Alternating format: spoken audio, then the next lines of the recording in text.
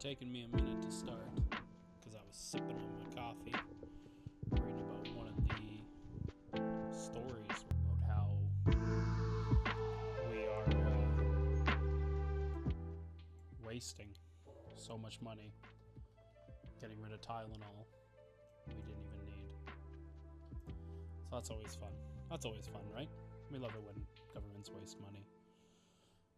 Particularly conservative governments, apparently they just get to waste unlimited amounts of it. Waste all day long, blah, blah. They get to waste, and then they get to about how budgets are balanced, how we're running deficits. But then you ask them, hey, how are you going to raise revenues? And that's a taboo subject. We can't discuss raising revenues because that's either taxes or way the government brings in money, and that's no fun to discuss, so we can't discuss that. I'm getting a notebook for myself. I like taking notes as I do things. There is something funny about the amount of money that the UCP has specifically wasted on Tylenol. They'll just never get addressed. Nobody will ever bring it up. It doesn't matter to anybody at this point. It's already old news. We're going to talk about it anyways. We're going to go through a news story because I think it's interesting. I think it's crazy how much was wasted. It is literally just from the sounds of it being thrown away because we couldn't use it and we just couldn't donate it. We just couldn't give it away. So that's pretty sad. We're gonna watch Danielle Smith address today. Okay, so we can all be scared of immigrants later because I'm sure that's 90% of what it is.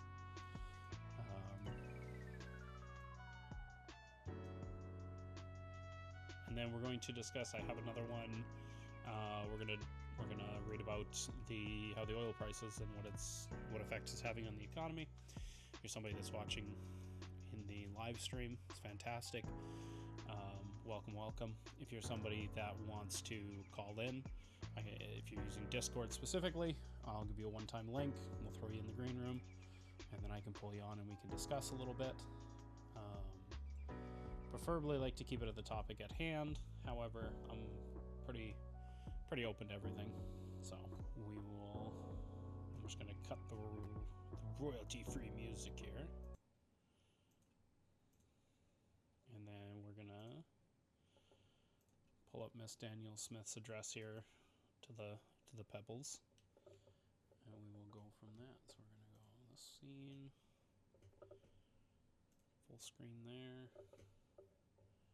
Transition like an actual streamer would. I can't wait to get one of those little Steam Decks that I can just boop and it just shifts over for me. That'd be sweet, wouldn't it? $70. Enjoy the stream, super chat, full 70. Well, I'm gonna wait till is it transitioned over on?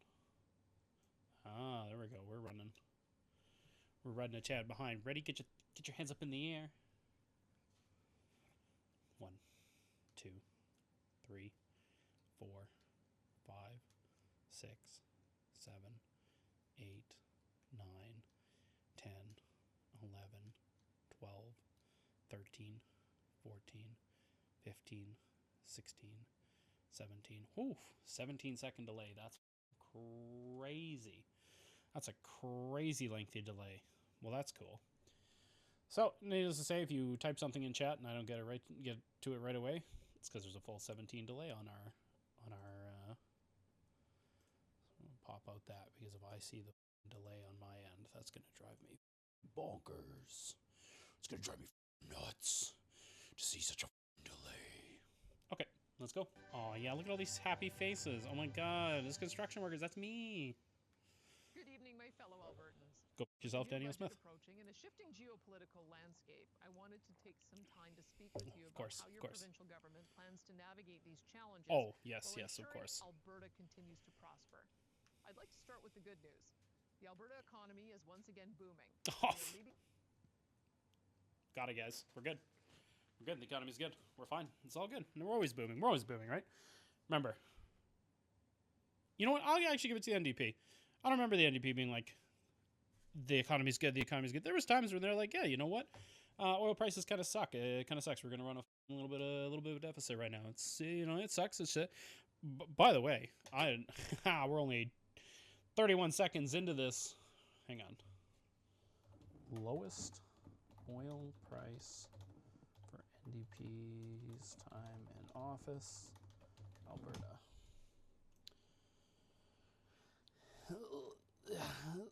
Ooh, that was super low. $30 a barrel. Whoa, that's low. Because I think we're looking at what, 6? Oh no, maybe not. Whoa, we're gonna have to find it. We're gonna have to look into that. I don't think it's getting to no 30s. That's pretty low, and they did quite a bit with $30 oil prices.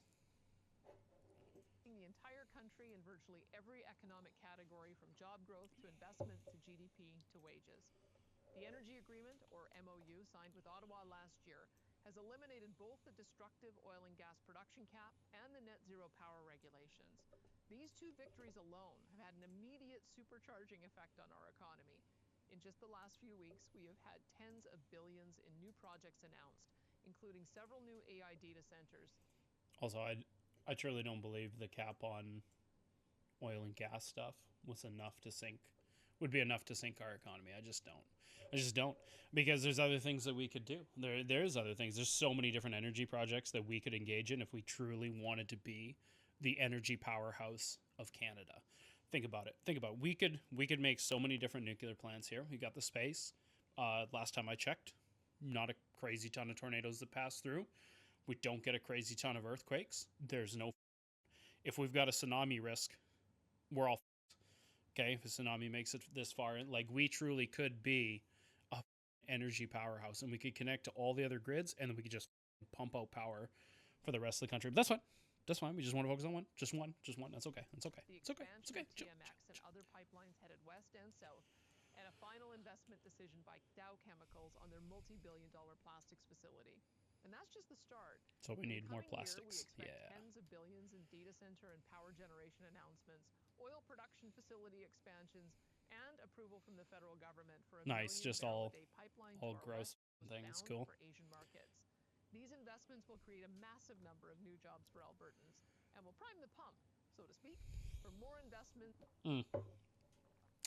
Keep in mind, I'm sure it will get a lot of like construction jobs kind of moving, and it'll be really good temporary things. But what a lot of people, it's not even a lot of people forget, a lot of people don't want to address, a lot of these jobs are just temporary, right? You're building something cool. You maybe need a lot of laborers, a lot of construction people. Once it's done, it kind of goes away. And a lot of these places don't need as many.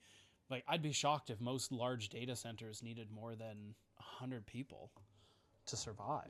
How many people need to work a data center for it to run? Oh, 5 to 50 staff. Woo! Whoop-de-doo, Basil. Whoop-de-doo. In all sectors of the economy, from agriculture to tech to tourism to aviation and everything in between. It's an exciting...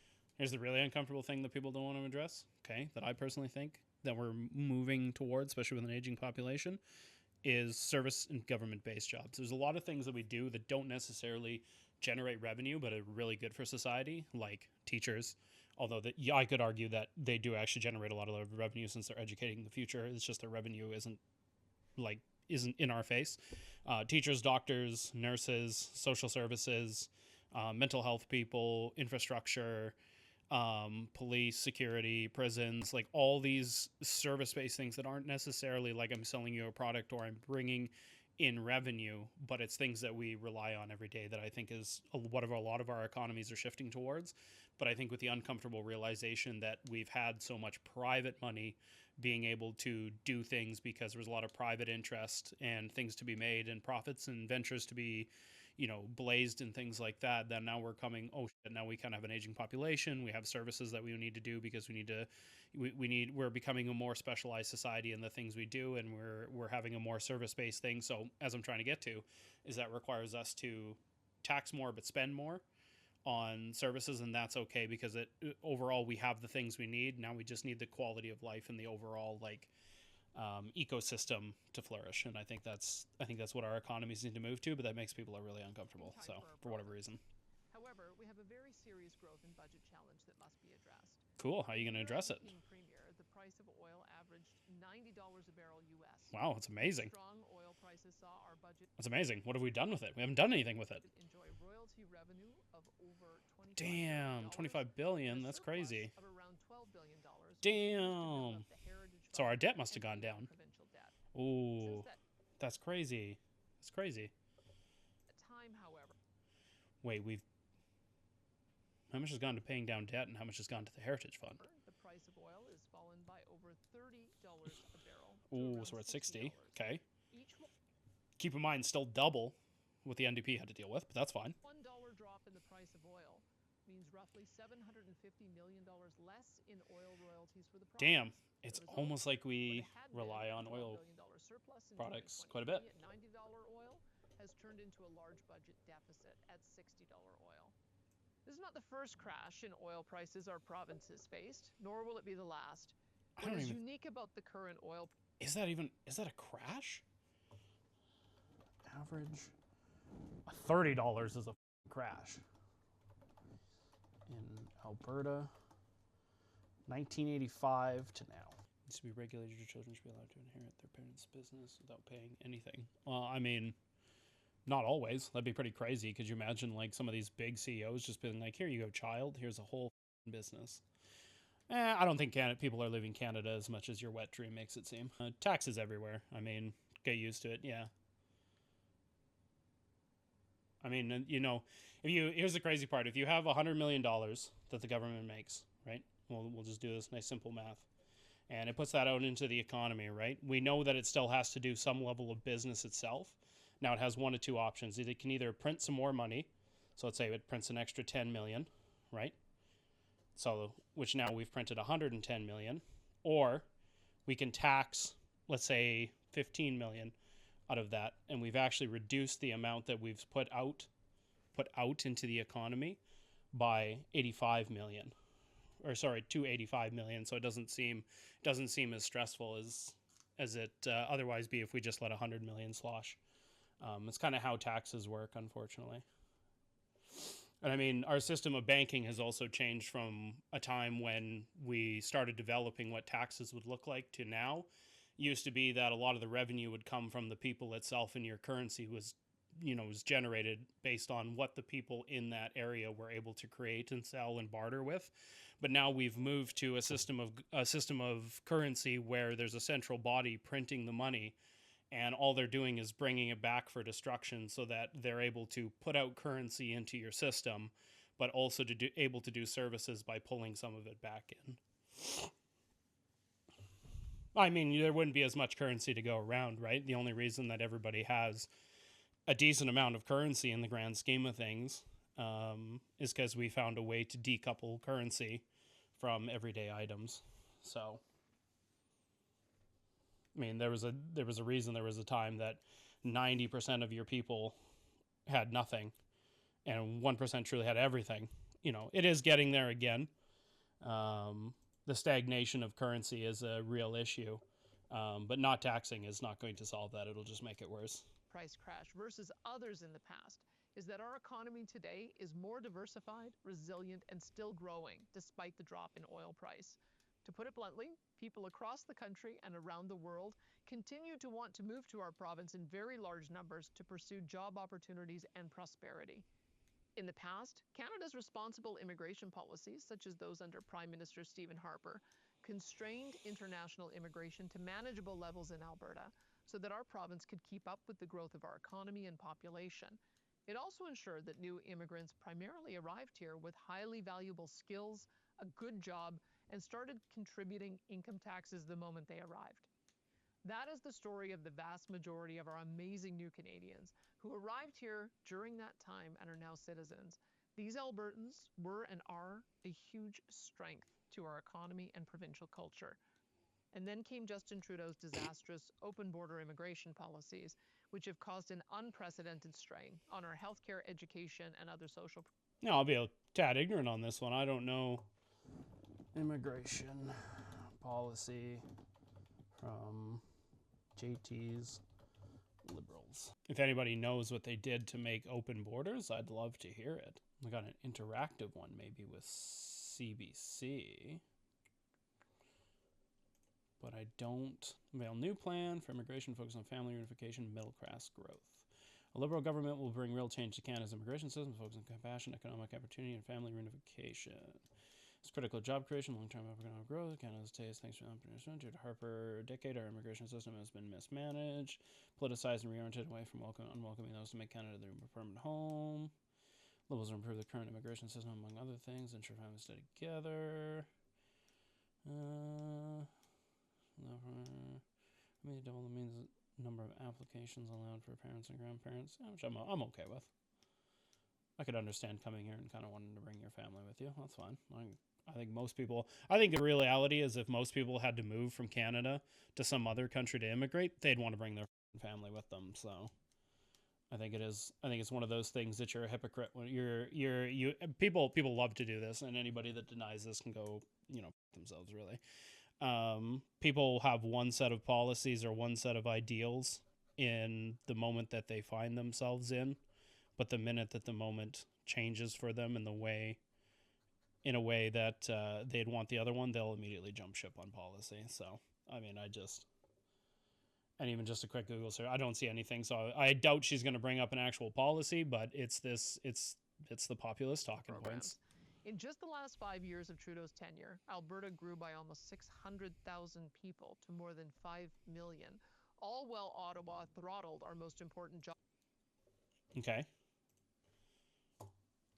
600,000 people in 5 years. Primarily driven massive international immigrants with non-permanent residents, temporary workers and students, along with interprovincial immigration from Ontario and BC. This demographic consists of large young adults.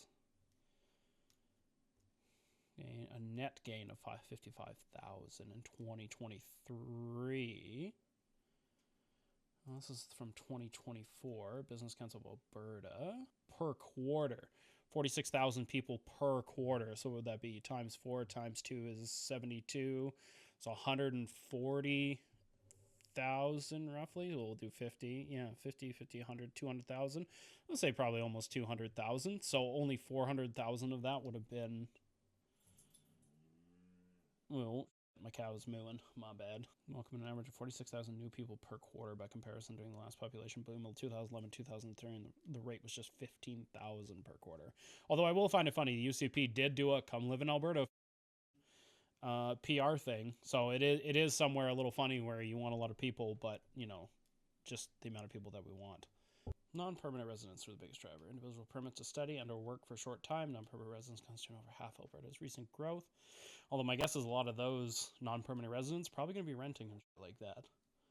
Probably not buying, so... It's okay. Don't we want it? Don't we want a lot of people?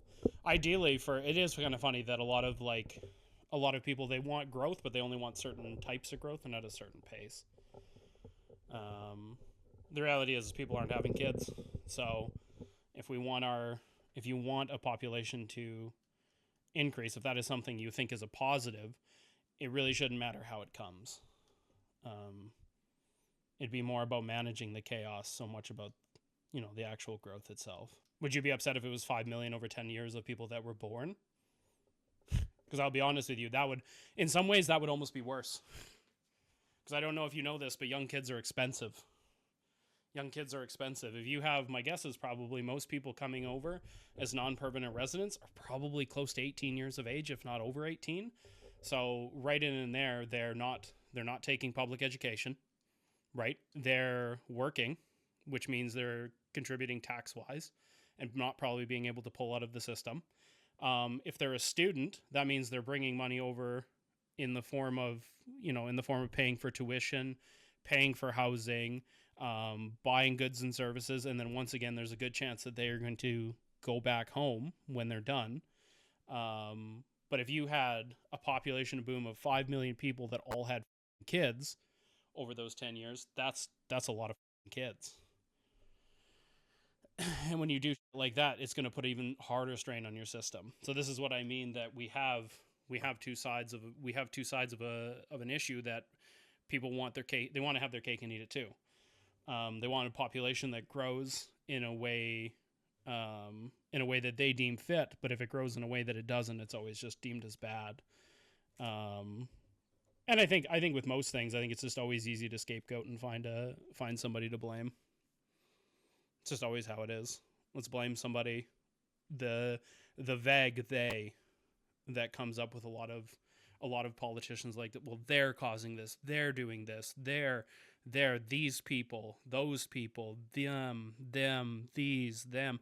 It's always this vague, it's a vague, illusory thing. But the problem is when people talk about population growth and immigrants, it's kind of from a really dicey standpoint where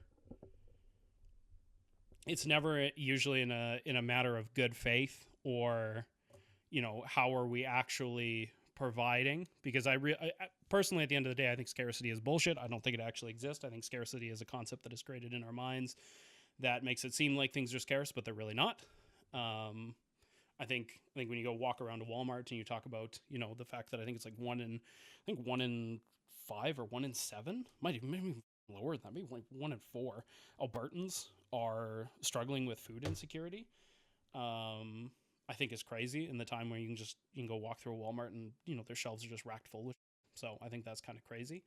When you're talking about scarcity of currency, right? I don't think that's a thing either. I think we can come up with accounting ways and money management ways and tying currency to certain things that would allow us to provide for everybody. I think we're over that, but I think that scarcity part of our brain is still very much active, that tomorrow we might not have what we have today. Job creating industries and prioritized immigration away from economic migrants and instead focused on international students, temporary workers, and asylum seekers.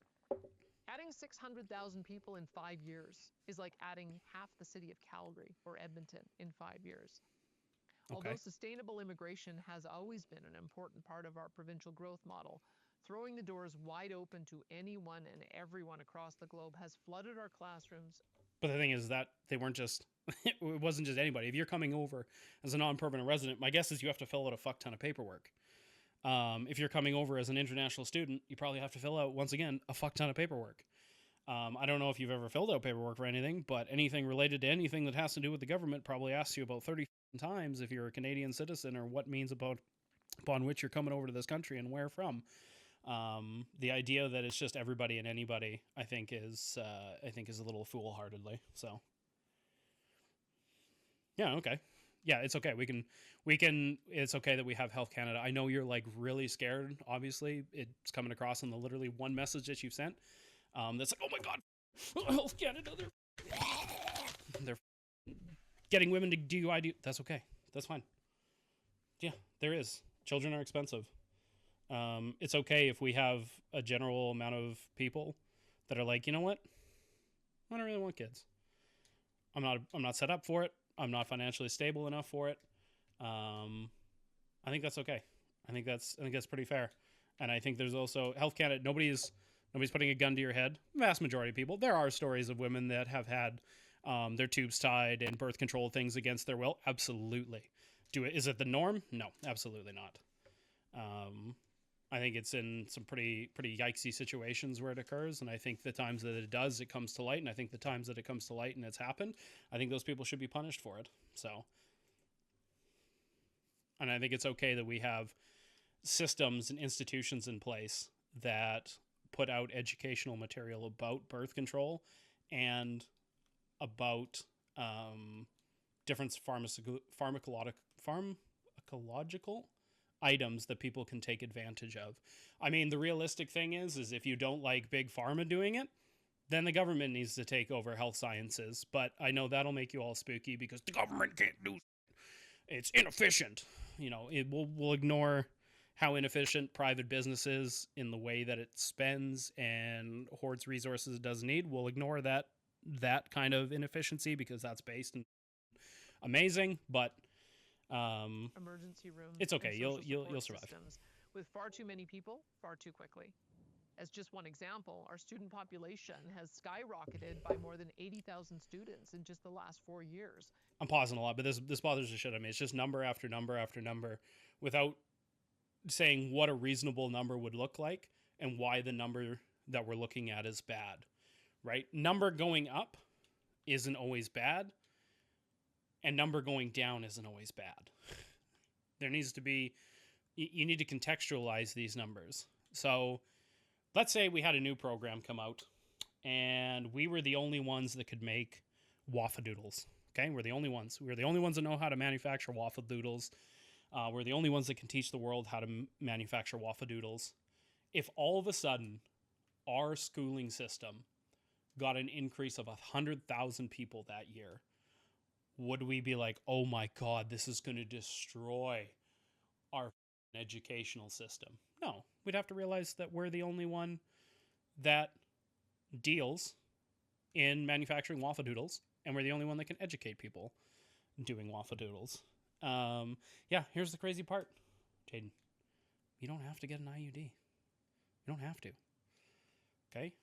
Yeah, they're expensive. Once again, here's the thing, if you think somebody can manufacture it cheaper, go get them to do it. Somebody will do it. If somebody could manufacture IUDs for less, or a birth control for less that more people would engage in, somebody would do it, because that's just how the markets work. That's just how people work. And more than 140,000 students now having English as their additional language. Is it any wonder that our teachers and students are struggling so much with classroom complexity?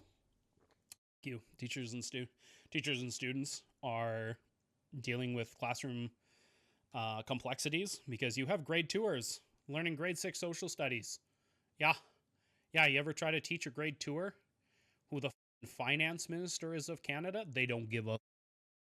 They don't care. Oh, cool little fact, if you're living in Alberta and your child took has already done grade 2, they will never ever get to learn all the things they're learning currently in grade 2, because it has all been pushed forward. So now when your child gets to grade 6 and grade 7 and is building upon stuff they should have learned in grade 2 already, because the whole curriculum's been shifted forwards, they are going to be so lost and so far behind the 8 ball for every other student moving forward that it'll be unfucking real. This is every subject right now. Cool. Yeah, people make money, dude. I'm sure there's ways that whatever business you're working for, we could come up with ways that they are talking to people and discussing things with people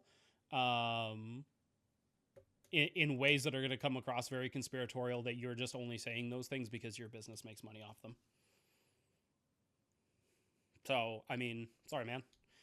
We're just listening to Danielle Smith. It's been fun. We're arguing with some chatters. Okay, their number one crown. Jaden Cruz. And crowding. To sum up our budget challenge, how are you, my friend? Low oil prices combined with an out-of-control federal immigration policies are together driving unsustainable budget deficits, not just here, but across the country. So what are you going to do about it? What the f*** you going to do about it? Yes, we have deficits. Thank you. How is the Alberta government going to raise revenue so every time the oil doesn't go down $30, we're not getting ready to eat the weird Cheetos we find between the couch cushions for our budget every time? The last 80 years of this province's life is every time there's an oil dip, some politician comes out and was like, hey, oh, crazy guys, we're gonna have to cut all this shit because we don't have any money. We just don't have any money. And it's like, oh, well, did you plan for this oil slowdown? Did you know it was gonna happen? Oh yeah, happens every 5-10 years or so. Oh, well, did you plan for it? Well, no. Oh, okay. But we're gonna plan for next time, right? No. Oh, okay. Are we going to reinstate those programs once we have money again? No. Actually, if anything, we're going to give everybody $800 checks, but it's okay. That's the problem. It's okay. So what's the solution? Your mom. Today, I want to share with you a 3-part strategy to address this budget 3 parts. Resorting to deep and disruptive cuts to core social services. Oh, of course. Let me guess. Step 1, question marks. Step 2, question marks. Step 3, profit. Solved. The long-term strategy was announced last year. Our government has already initiated an investment plan to build the Alberta Heritage Fund to more than $250 billion by 2050. Yeah. We are already... How much is in? We could...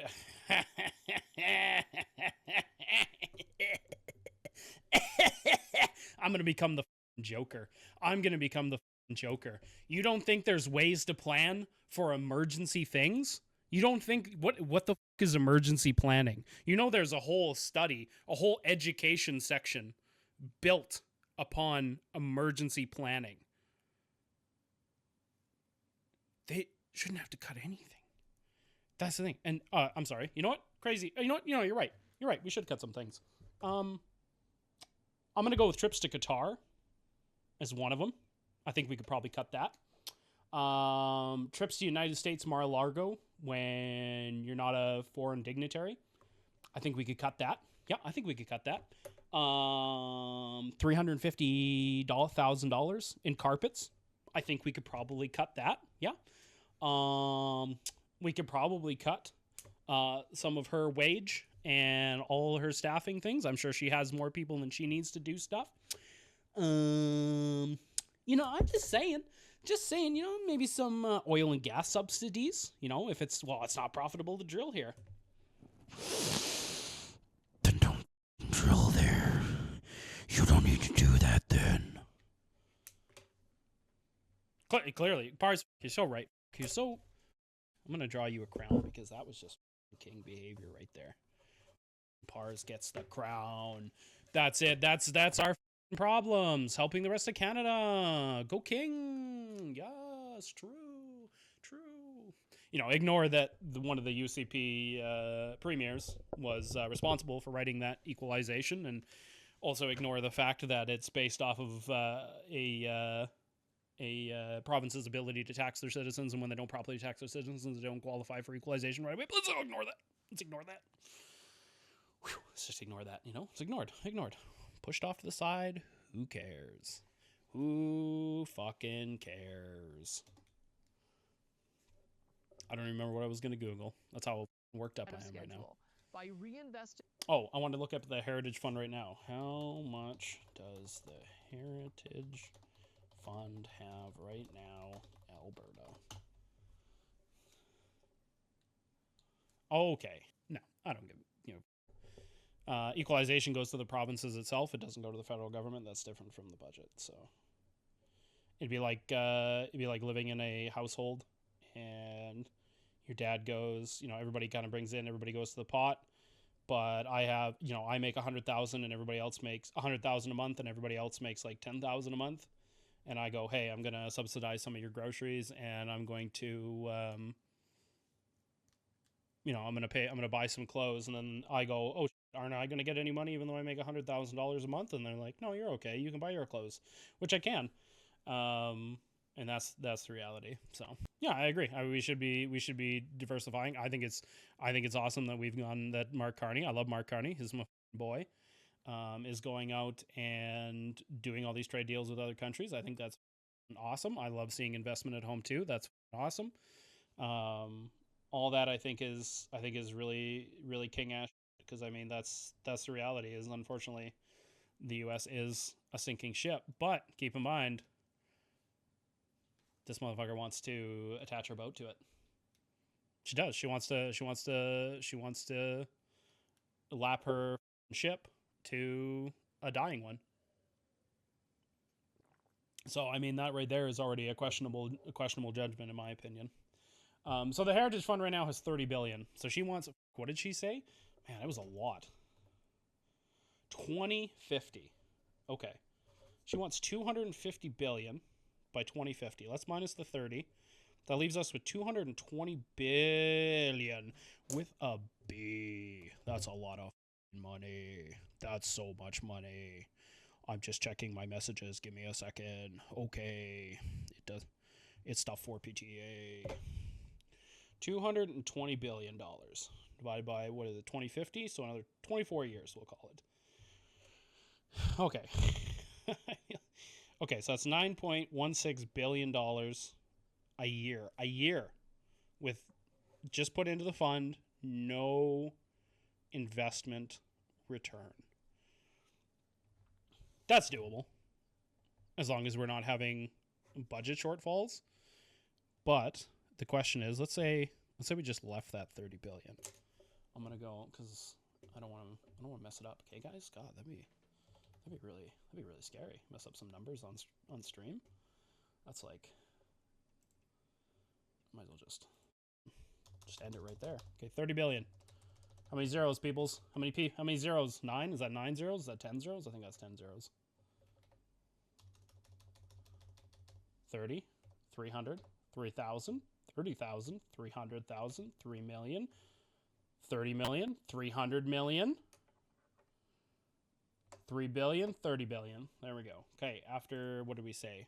24 years? Oh my god. Annual rate of return. Let's be conservative. Okay. We love conservatives in this chat. They're cringe, but we love them. Let's do 6%. Compounded annually. Additional contribution, 0. Let's say we don't add a thing. Okay. Damn. Well, it'll almost reach. It'll be 121 billion just in interest alone if they just let it sit and that money returns us 6%. Each year. I'm sorry. You think the U.S. is responsible, or are you talking money? A little bit of a lag, so we'll give you 16 seconds. We'll put on the big comfy couch timer for when she cleans up. Clean up, clean up. Everybody clean your chat. Clean up, clean up.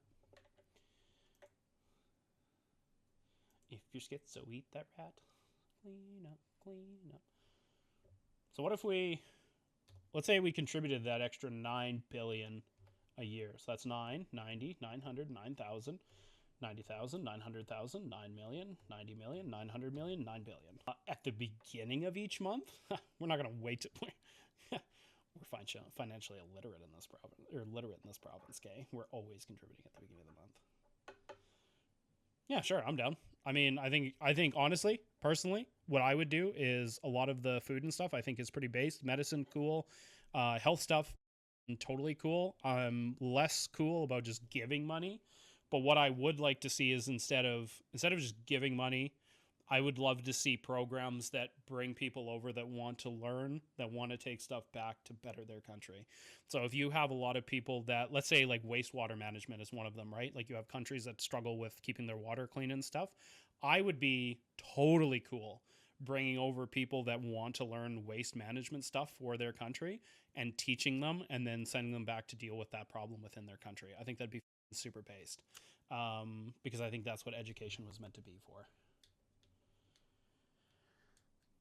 Well, I mean, they would blow. If she could add an extra, oh no, would that be? Hang on, yeah, annually. No, every year. It's not cool for a country. Well, yeah, of course, but the thing is, you have to realize is like, if you're 500 IQ, like I am, because obviously I'm a streamer, so every streamer is 500 IQ. Okay, it just happens. It's just natural. You get a card in the mail. It happens. You recognize that there are a bajillion parallel universes all running in tangent with us right now, where there is a world and a situationship where Canada is not benefiting the way it is right now. The US isn't benefiting the way it is right now. All these countries that have all these advantages, tables have turned, things go certain ways, history's changed, different outcomes, things of all of that nature. And I think recognizing that and realizing that things have not gone certain ways for certain countries because of whatever ways, it's okay, it's cool, it's based, we can do that. We're mature enough to realize that happens, and then it's also mature enough to realize that there is things that you have engaged in that probably wasn't beneficial for all the countries around you, but it benefited you, and realizing that there's now things that you can do to either make amends or help those other countries thrive. That's totally cool too. So, I mean, it's all, just life loops back on itself like that, and I think it's important to recognize those things. Ice Beans, what is up? We're just talking Alberta. We're learning how the UCP has very unlofty goals when it comes to what it's able to do money-wise. So if it did that extra $9 billion every year, which is what they're going to have to do to reach that $250 billion if they don't invest it properly, if they just leave it, which I'm not going to lie, not really trusting UCP to do, they would almost triple what they were able to get ending balance-wise with that Heritage Fund in 24 years. So it would end up being about $606 billion in that account if they were able to contribute the $9 billion each year. to this heritage fund and return. It really depends, right? Like, I could draw a picture, but I don't know if it'll do it justice. Okay, so I'll draw a picture and I'll explain it as I draw because that's cool. And you don't need to see it anyways because I mess with my screen. So if you have a bar chart, which everybody loves bar charts, right? Pie charts are superior, but bar charts are okay. If we have one country, and let's say that bar chart is never ending, okay? Never ends. The height of this chart goes up and up and up and up and up and up and up and up and up and up and up and up. Okay. Now let's say our bar chart right now is at the 100 mark. Okay, we're based. It's at 100. Okay, maybe US is at 150. Okay, they're doing okay. That's pretty cool. Now let's say we have this country. Okay, holy shit, they're starving. The water's running out. Okay, there's things we can do in the interim to help them. Okay, let's say they're at 50%. Okay, now we help them. We give them a little bit of aid. It gets up to 60. That's pretty cool. But let's say in that time, we've exploded to 200%. Okay, ooh, that's pretty based. And let's say the U.S. is degraded. They're at 75% now. Okay, we're not going to help them though. We don't care. Now let's say this country, and after a little bit of time again, is now at 150%.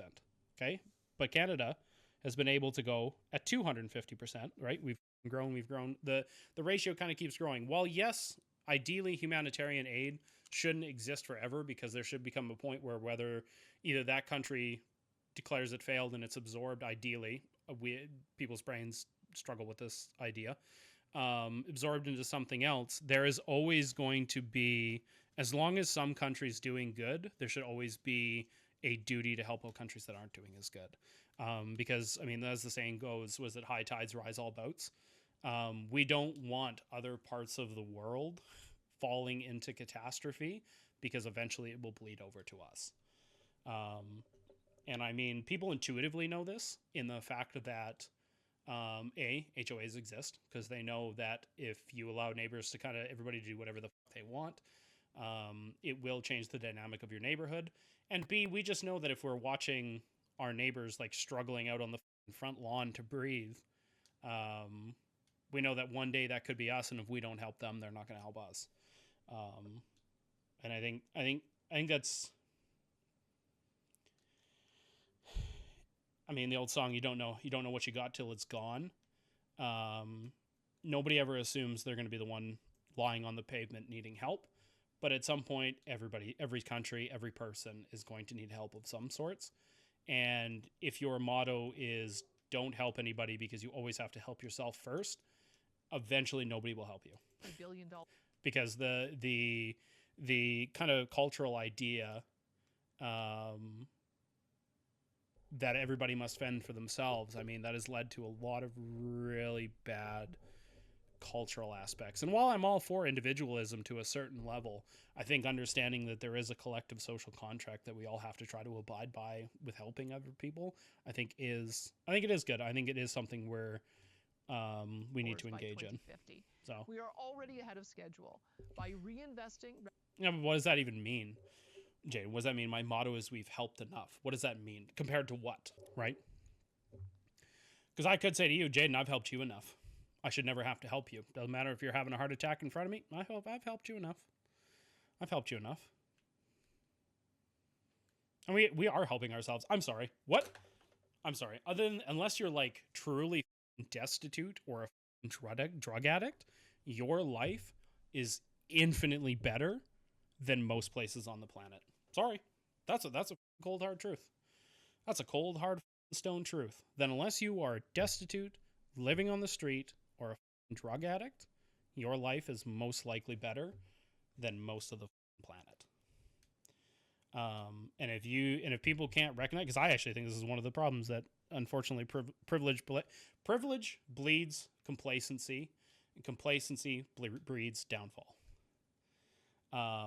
Yeah, the problem is you'll say like that, and then I'll be like, cool. Do you want to spend $100 million on social services, drug hab centers, tiny homes to transition these places? If I go and ask, do you want to spend all this money to get people away from this stuff? a lot of the times the people's answer is, I guess Jaden, you might have missed my first thing. I personally think Alberta could be more of a powerhouse of electricity than we are now, and I think it is people like her that is stifling us. She is the anchor on the boat, anchor to the boat upon which could be Alberta's true energy dominance, but it is people like her that refuse to move away from antiquated energy systems. I don't even know how many nuclear power plants does Alberta have. I want to say it's a few. We could have more. Whoa. We have none. We do help ourselves. Cool. Don't vote UCP. That's number one, because UCP won't help you. They'll just cut stuff and make things infinitely more expensive for you.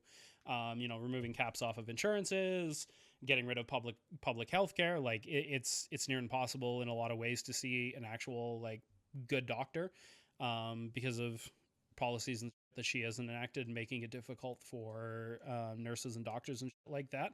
So like when you talk about helping yourself, it's I would agree, but the problem is that people aren't helping themselves. They're not voting or engaging with our society in a way that would actually help themselves. Like my question to you, Jaden, is how much do you volunteer your time in your community? Because that's a big thing that helps everybody. You know how hard it is to get people for the PTA? It's crazy. It's crazy, man. These moms that are on it, more doing shit, they are all workhorses. Holy, they are grinding, every single one of them. But then we have teachers step away from breakfast programs because they are burnt the fuck out, which I don't blame them. And it's impossible to find anybody. And then you put a temporary person in place, which might be myself running this breakfast club. That's great until I go back to work, and then we got to find somebody else. And it is always, I hate you not, it is the same 12 parents, the same 12 parents each month, each week, each event that is doing this and getting, and it's 500 students, almost 600 students.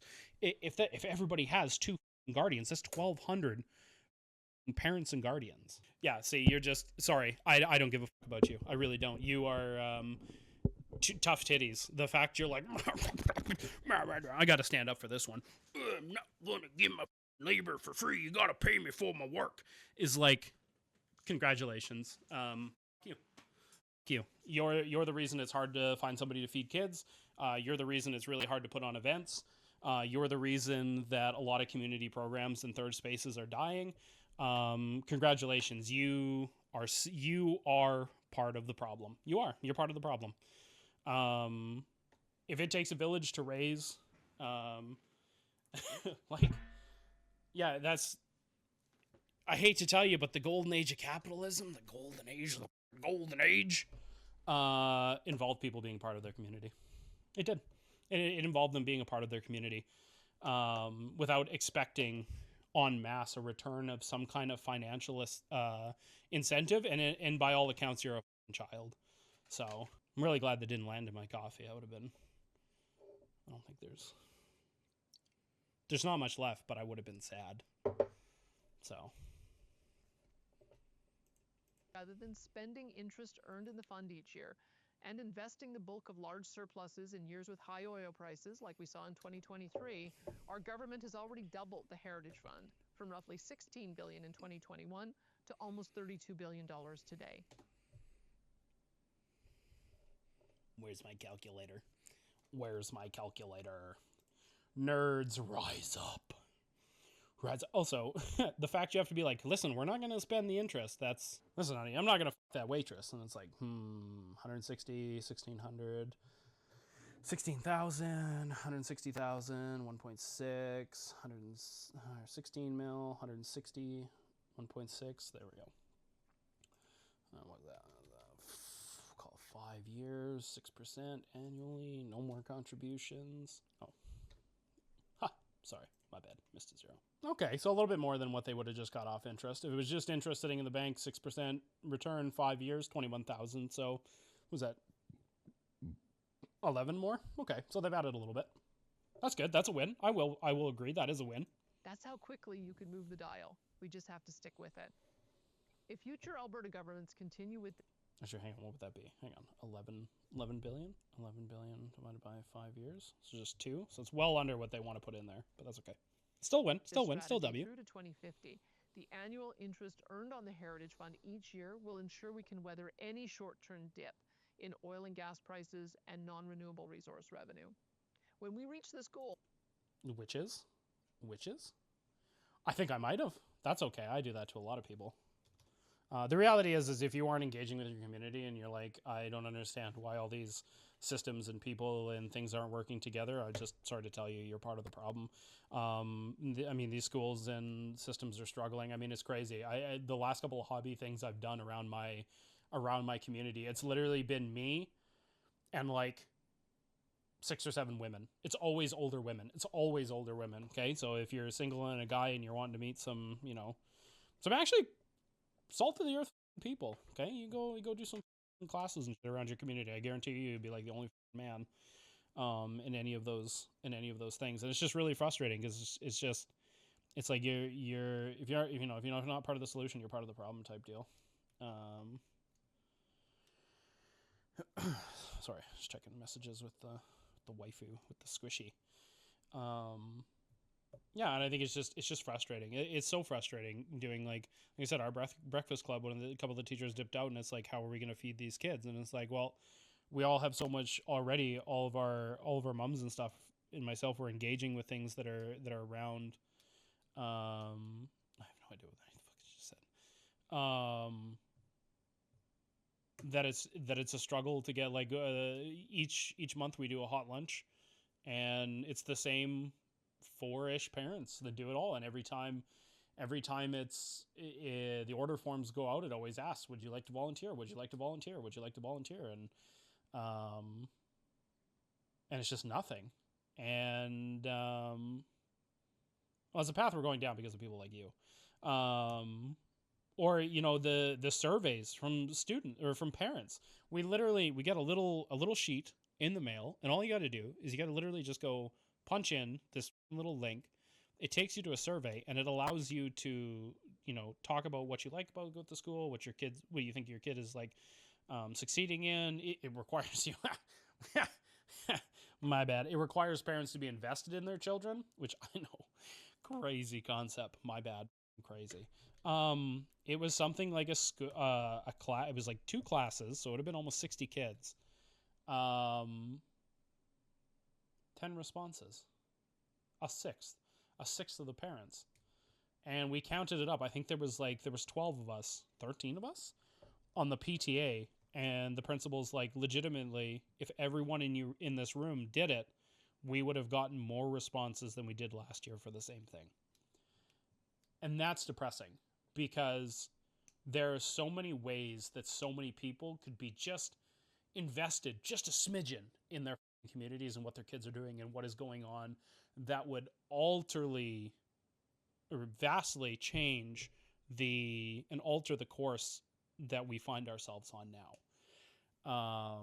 Yeah, and I'm with Ice Beans. Like, why is it like you're almost the paternal one, where the government should be your parent taking care of all these issues, but you expect some sort of compensational return yourself for engaging with programs that might benefit your community, even though you're going to see, see, it's the paternal thing. It's, I'm going to pay somebody to do things for me. We need to come up with a term for this. It's like, the maid will get it governance. This is what it should be called, is the maid will get it governance, where I'm going to put it on the list, leave the maid $10, and she's going to get that government, and she's going to get that thing for me.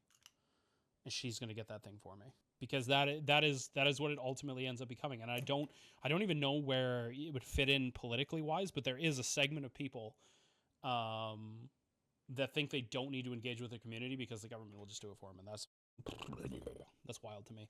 Sorry, we're pausing a lot. We're only 5 minutes in. There's 13 minutes to this. How long have I even been on stream? Holy, we're gonna be here all day.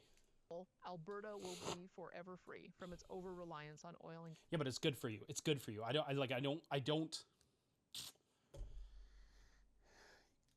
I could sit here all day and explain the benefits to you, all day about exercise. But unless you go do the exercise, you won't truly fully understand the benefit of exercise. I think the same is with volunteering, that you won't truly understand the benefit of going out and volunteering in your community until you do it. It is exponentially more rewarding than almost anything else you can do in your life, besides spending time with your family. Sorry, family. It's just true. It's true. It's true. You go out, you engage, you get to know people, you get to be a face of the community. People know that they can come to you. They feel safe. You get to engage. People take an interest in you. It's unbelievable for your social mental health on how much it just kicks that shit up a notch. Okay, I think all these things are good, and it's crazy to me that you'd be like, I pay taxes. Why the fuck would I need to volunteer? That's just crazy. gas revenues. I don't know. That's just crazy to me. In addition to our long-term strategy, our government also has a medium-term strategy to double Alberta's oil and gas production and exports to more than 8 million barrels a day by 2035. Doing so will allow us to secure higher resource revenues for our budget, even when energy prices are lower like they are today.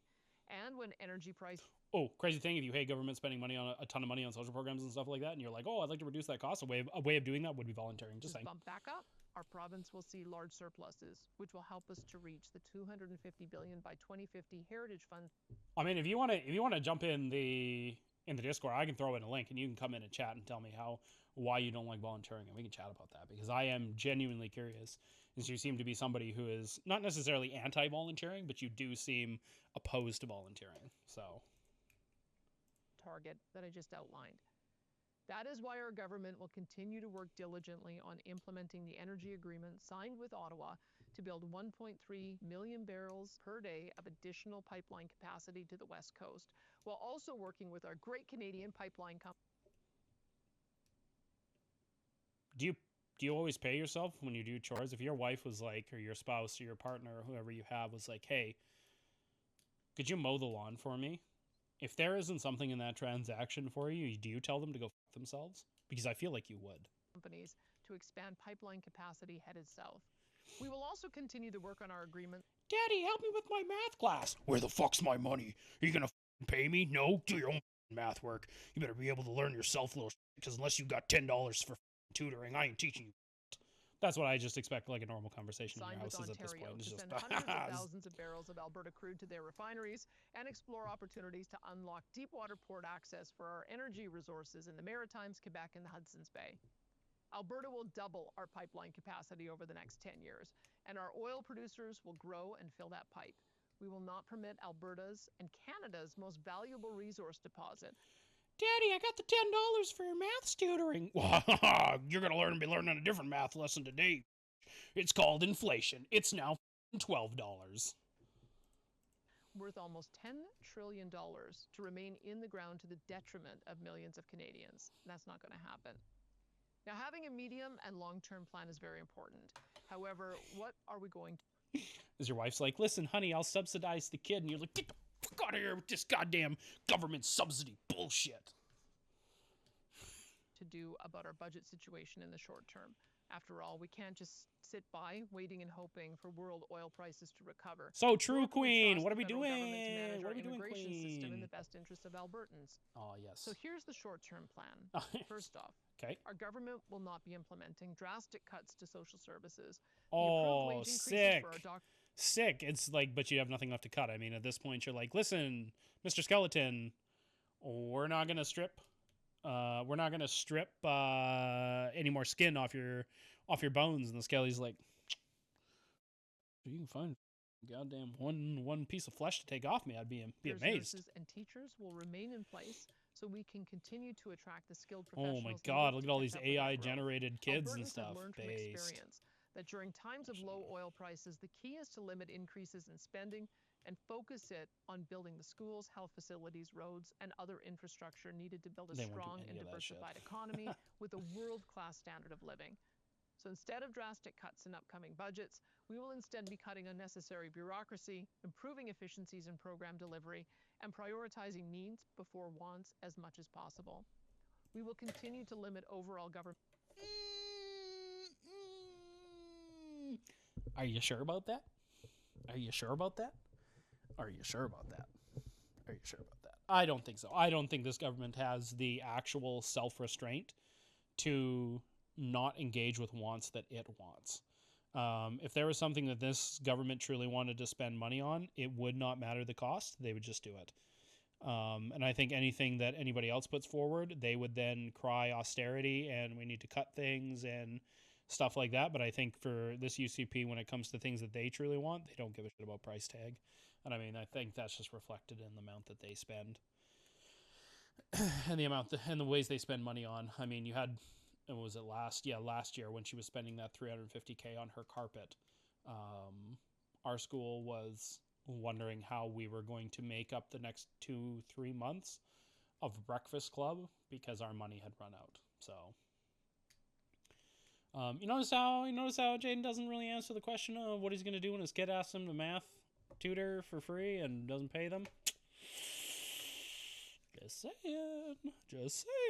Spending increases to below inflation and population growth. Oh, Implement more income testing. hell yeah! For 2 social lines going up on a graph. I'm convinced. Sustainable, and critically, we will address head-on the challenge of out-of-control immigration levels that are overwhelming our core. Can we talk about income testing for corporate subsidies? That if you're a company who is routinely having profits and all you're doing with that money is share buybacks, that you don't qualify for subsidies. Radical idea, because it would indicate that you actually have money to spend on programs that could make you more money in the long term. Just saying. I'm sure we'd actually slash a lot of money right there and then doing something like that. But social services. The changes we need to... It's funny how poor people are the only ones that have income testing for social programs. Interesting. ...to make to immigration are a significant departure from the status quo. And therefore, I am seeking a referendum mandate from Albertans to implement them. On October 19th, 2026, we will hold a provincial referendum primarily focused on how Albertans want our government to deal with the issue of immigration, as well as steps we can take as a province to strengthen our constitutional and fiscal position within a united Canada. You don't care about a united Canada, but that's okay. Circle jerk yourself off, Queen. Far and away the issues most strongly identified by Albertans during last year's Alberta Next panel, town halls, and online submissions. Oh, for the record, most Albertans have never... It's always been Albertan first, Canadian second. For some Albertans, they don't even see themselves, it seems like, as Canadians. They see themselves as purely Albertans of a different country altogether. Really weird. Not much to say there other than that, but it's just seeing all the Alberta flags. I understand it's Alberta Next panel and they want to jerk themselves off about the Alberta flag and everything else, but it is just funny that act on them. Not a Canadian flag in sight. Is Alberta taxpayers the fact there's a no longer be I don't know, the fact there's a Canadian flag here just kind of with her face is just ugh. Has to continue to subsidize the entire country through equalization and federal transfers, permit the federal government to flood our borders with new arrivals. Okay, hang on. The total GDP Canada. 2.28 trillion. Fuck, that's a lot of zeros for me. 1,000, million, billion, trillion. Okay. And Alberta's GDP. I want to look it up. 373, so about 1/6. We can eliminate zeros. So it would be like 2,000. So of the basically $2 trillion, and keep in mind I am rounding that 2 trillion. I'm rounding both down, but slightly. I'm actually rounding the 2 trillion down even more than Alberta's. So, no, 3 divided by 2,000. Like, it's nothing to scoff at by any means. Like, we're about 19% of the GDP. That's nothing to scoff at. But the question is going to be, where do you think that other 81% of GDP is coming from? It's the other provinces. And if we did that 2,000 divided by 13, if we all did it evenly, it'd be 153 million, which means we'd contribute about, what would that be, about triple on average. Nope, not even, because if you tripled it, it'd be 461. So 373. Math's amazing. I love math. I circle jerk math all the time. 153. So 2.5 times the GDP is what Alberta contributes per province. So I think it makes sense that we would pay a little bit more. So yes, that is why they're called premiers. It is supposed to be of a prime minister thing. But what exactly is the federal government overstepping on that you think they're overstepping on? I mean, the question that I've wanted to ask a lot of separatists is, what do you think the rest of the country gets that we don't?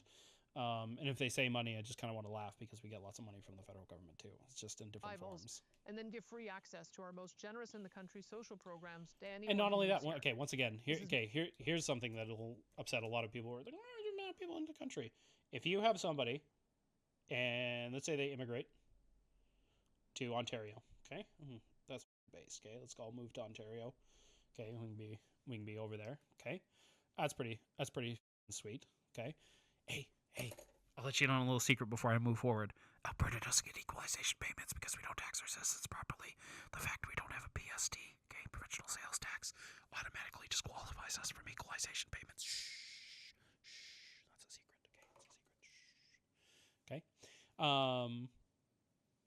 and they immigrate to Ontario, and then that person decides, you know what? I've got a good job. I've lined up a job in Alberta. It's going to be a better job for me. I'm going to make some money. Should we be upset that immigrant moved to Alberta? I personally don't think so. You're following the opportunities. I think that's just what people do naturally. Not only grossly unfair to Alberta taxpayers, but also financially crippling and undercuts the quality of our healthcare, education, and other social services. I think funding them properly. The October 19th referendum will therefore include the following. I mean, I think what really cuts a lot of these services is when you have a government that's refusing to work with the systems in order to actually make them worthwhile. I think what's something that's crazy is old folk centers. The amount of regulation and the things they're supposed to do for these old folks is crazy. Like, you have somebody who's retired, right? They're retired. They're not working. They need a ton of extra care and stuff. And these poor workers have to have all these old people out of bed early in the morning, even if they don't want to get up. That's crazy to me. Why is that even a necessary component? And from a lot of the things I hear, it's like, well, it's so the family could. I'm sorry, motherfucker. If you want to come visit your old person in an old folks home and you're upset that the two workers that are barely making $20 an hour don't have 30 residents all up by 9 a.m. in the morning, I'm going to let you in on a little secret. It's a little well-known thing. Do it yourself. Help out. People love throwing old folks into homes and being like, why didn't you look after them properly to the people running those homes? Now, don't get me wrong. Some homes are absolutely deplorable. Been to a lot of them around Alberta. The discrepancy between poor and rich will never be more clear as it is for old people. But my Lord, it's crazy. Yes, we know scary rich people. We don't like rich people here either. Questions. Number 1. Do you support the government of Alberta taking increased control over immigration for the purpose of decreasing immigration to more sustainable levels, prioritizing economic migration, and ensuring Albertans have... No, because I don't think the current Alberta government has any best interest at heart for actually actually running these systems in ways that make sense. And I think that's been shown by both how they've handled both the educational issues and the healthcare First issues. priority to new employment opportunities. Number 2, Oh, here's a question. Actually, as I'm hopefully Jaden's still in chat and anybody else that can still answer it. Would you rather pay a private company $400 for a service or pay an extra $100 in taxes? We don't have many people listening to a poll. Y'all ready for this? Would you rather pay $400 to a private company for a service or whoops, my brother, if you don't think private companies sell you downriver, I have a bridge to sell you. Okay, I'm just curious. do you support the government of Alberta introducing a law mandating only Canadian citizens, permanent residents, and individuals with an Alberta-approved immigration status will be eligible for provincially funded programs, such as health, education, and other social services? Are they not already? If I immigrate... No, because that's permanent residence. If I move from another... No, that's just like... Is that not already the law? Like, I feel like if you were to go, other than maybe emergency services, but they always... The reason they ask, because I've tried to get healthcare in other provinces. If you go to, like, Saskatchewan and you take your Alberta healthcare card, they're going to look at you like you got 10 heads, and they're going to be like, sorry, you can't, like... We can't help you. You're going to have to pay. Because what was that I needed? Oh my God, I needed diabetic strips when I was out in Saskatchewan. And if I was out in Alberta, free.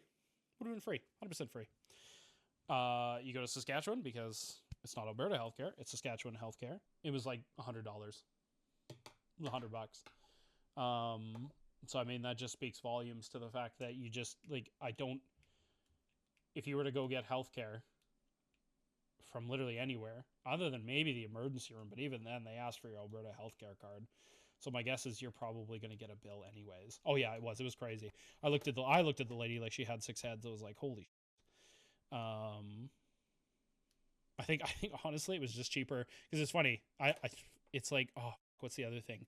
Where it's just cheaper to buy than it is cheaper, like to buy brand new, than it is cheaper to buy the testing items with it. Oh my God, what is it? Oh, I don't remember what it is. I know there's something out there. We've chuckled about it, that it was literally cheaper for me to buy a brand new one than it was to buy the replacement part for it. It was crazy. Anyways, yeah, and even educational things.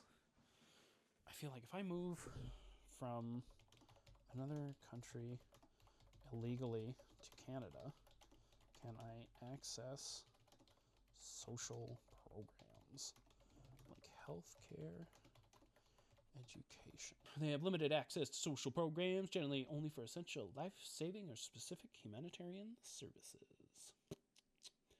While primary and secondary education is often accessible for children regardless of status, which I'm totally cool with. Healthcare is usually restricted to emergency care or via specialized community-run clinics. Yeah, okay. Yeah, educational is considered a fundamental right. Yeah, I'm okay with that. Yeah, even social programs, I'm okay with that too. But once again, I don't think... The thing is, I don't think countries have like a large... As long as they have like a robust immigration system that actually handles the influx of people, I don't think they have these large swaths of illegal immigration. That's their country. I'm sorry, I just don't, especially not Canada and the US. So no, I wouldn't. If it's already, especially considering it sounds like it might be stepping on rights. Because I think that's sometimes the things that people forget about the US is like Constitution, is a lot of those in that Constitution are... It's to everybody, regardless of, like, it doesn't say if you're a citizen, you get right to free speech. No, it's just right to free speech. It's for everybody within the boundaries of that country. Programs such as health, education, and other social services. Number 3, assuming that all citizens and permanent residents continue to qualify for social support programs as they do now, do you support the government of Alberta introducing a law requiring all individuals with a non-permanent legal immigration status to be resident in Alberta for at least 12 months before qualifying for any provincially funded social support programs. Number 4. The only way number 3 would work, man, lots of referendums. You want to talk about wasting a lot of money. I think that would only work if the systems that they're applying for take no federal money. Because if you're a system that's going to take federal money, I think you need to give access to all Canadians, all permanent residents and or otherwise, access to those programs, because those programs are run off not just provincial money but federal money Assuming as that well. all citizens and permanent residents continue to qualify for public health care and education as they do now, do you support the government of Alberta charging a reasonable fee or premium to individuals with a non-permanent immigration status living in Alberta for their and their... Oh yeah, actually, I'd be okay with that. I actually think we should have premiums. I think even going back to that $400 for a service or $100 in taxes. One of the craziest things I think is dental benefits within Canada and Alberta. I don't know what it is about teeth that warps people's mind. But dental coverage is hella expensive. It actually is so funny. It's so expensive that even if you did a cleaning once a year, it would be cheaper for you in the long run to not pay the dental benefits and just save that money. Because, man, I think dental benefits right now, if literally just me and my son, not even my wife included, I want to say was like $300 a month. We could each do a very basic cleaning a year and probably, $1,500. Yeah, and probably still save $700 a year towards other things. Yeah. So, I don't know. It's for things like braces and stuff, it probably makes sense. But when we're talking general dentistry, now personally, I don't think that there should be a child that walks among us that doesn't get to visit the dentist for free or the optometrist or hearing things, any of those things for free. I think healthcare and kids should just be, honest to God, should be a right and should be unquestionable that those kids go get healthcare. I think it's pretty crazy that it's like, oh, little Johnny's parents can't afford to go get his fucking teeth cleaned. It's great. And the dental's like, it's so wild. Like dental, like you just read the dental stuff and it blows your mind because you can't use it for 3 months after you've applied for it, after you've started paying. A lot of the times it's like $600 every 6 months is what it'll cover. I'll let you know that a cleaning right now, if you've got x-rays and stuff, is $1,000. So that's $400 still you have to pay out of pocket, on top of your premium that month that you go and get your teeth cleaned. I think that that benefit, the Canadian dental benefit, I think that's based as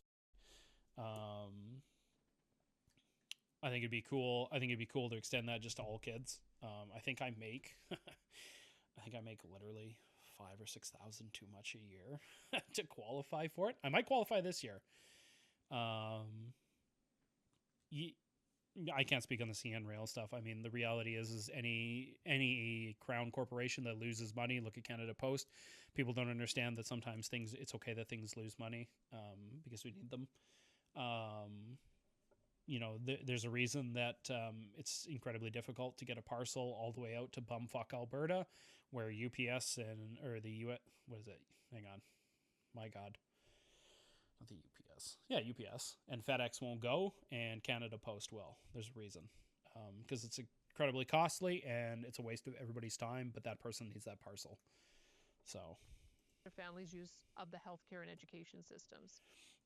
Number 5. Do you support the government of Alberta introducing a law requiring individuals... Yeah, which I think is insane. I think it's insane that it's hard. It's just expensive to get dental stuff. It's expensive in general for health things, which sucks. I mean, the reality too is when we're talking healthcare, the real uncomfortable conversation that nobody wants to have is how much money are we wasting on old people getting surgeries that they don't really need. Grandpa doesn't need his 4th triple bypass at 65, 70. No, I'm good on the anthrax ice beans. Thanks though. Just kidding FBI, kidding YouTube, kidding. JK Minecraft. Yeah, Grandpa getting his 3rd triple bypass or his knee replaced or hip surgery at 70. All this. I hate to break it to a lot of people, but we really don't need to be spending money on shit like that.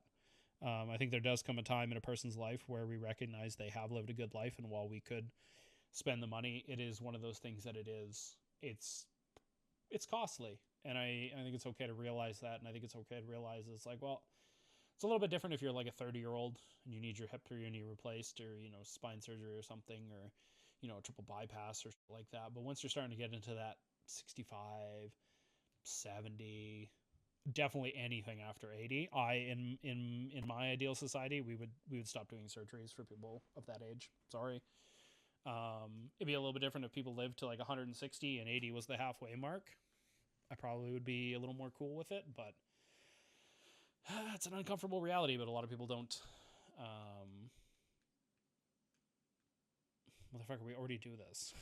There's already a law that you have to support. You already have to show pieces of ID to register to vote. To provide proof. See, this is what I mean. Like questions like that, you're wasting time. You're wasting resources and asking questions that have already been solved. It's like, do you support the household not shitting on the floor everywhere? And you're like, well, yeah, but it's kind of already a thing. It's kind of a thing we've all kind of agreed to, and actually we've already taken steps not to shit on the floor, and we're actually, I know it is a wild take and make a lot of people very uncomfortable. Yeah, we go more into the old people stuff. I personally think if you were an old, I'm my mom says this take, and I kind of agree. If you're an old person in an old folks home and you have a heart attack, sorry, like I think past a certain age and past a certain state of life, the non-resuscitation order kind of takes over. People aren't entitled to life. It was a really good book I was kind of reading. It was called Drop the Worry Ball, when it came to parenting. And one thing it talks about is this ideal of entitlement to life, that we're entitled to certain aspects of life and good health, and this idea that we should be doing everything in perpetuity to keep that life going because we're entitled to it. And there might have been a time where I thought that was the case, but I think I have since moved on from such a thought. So I don't know, maybe I'd have to dive in. Maybe I'd have to chat with somebody a little bit more and think about stuff like that. So Drop the Worry Ball. It's a Canadian book, actually. It's really good. It discussed the general topic and theme of the book is the fact that in today's age of parenting, parents worry too much for their kids, and what it has done is it has removed a skill of your kids to worry for themselves. I think made is based. It should be more of a thing. I think looking back, I wish. Well, the unfortunate part is really weird, because the unfortunate part was if my grandma would have signed her papers for that when it came out. I've heard rumors that when your mind goes, those papers aren't valid anymore, which I have to check on, because if that's the case, I think that defeats the whole purpose of MAID. But yeah, I think if you're somebody who, like for myself, I've often joked, paraplegic I could handle. Was that quadplegic where you're no arms, no legs? Nope. Take me out back. Old Yeller me.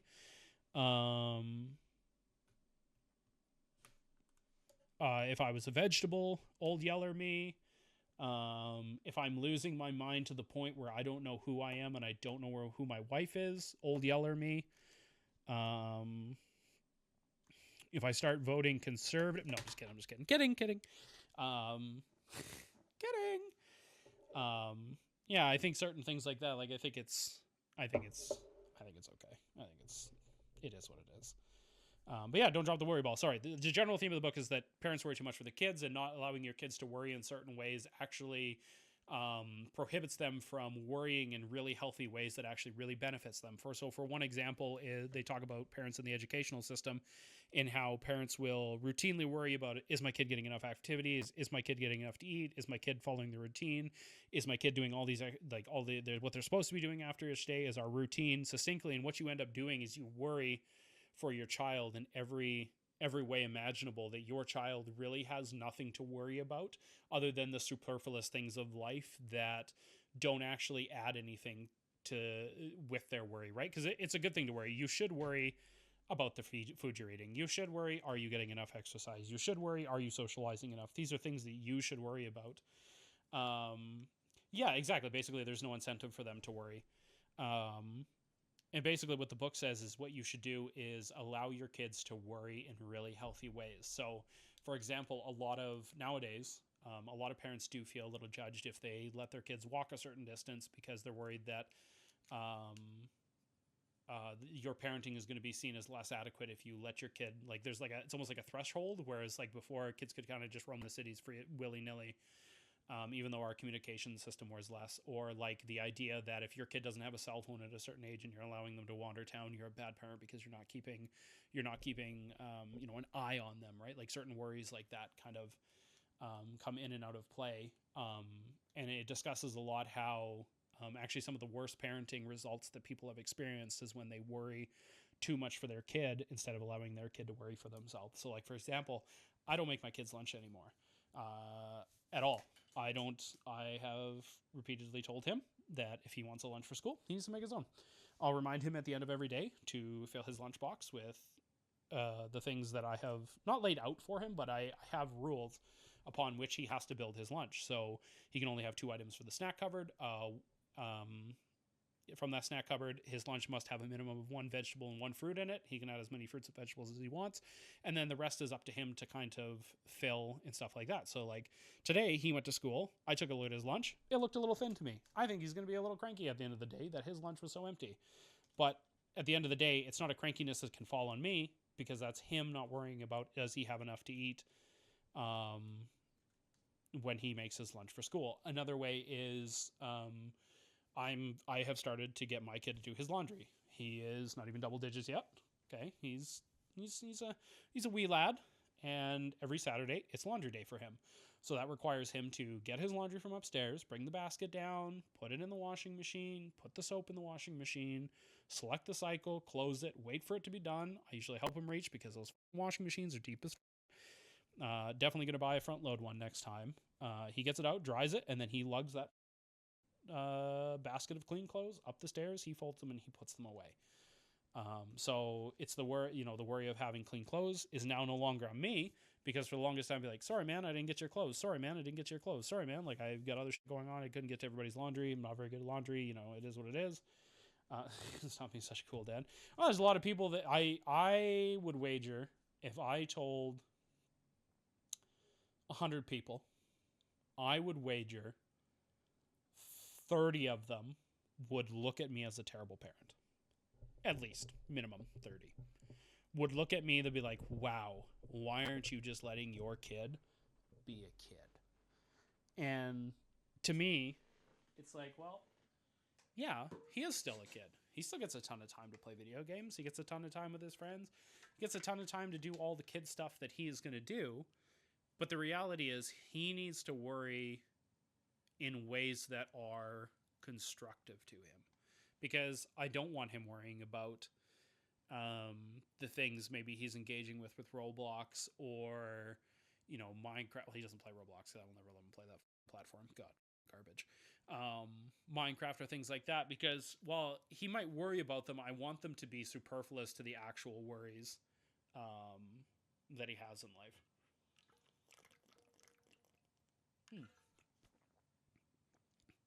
I would agree. I am teaching him independence. I would agree.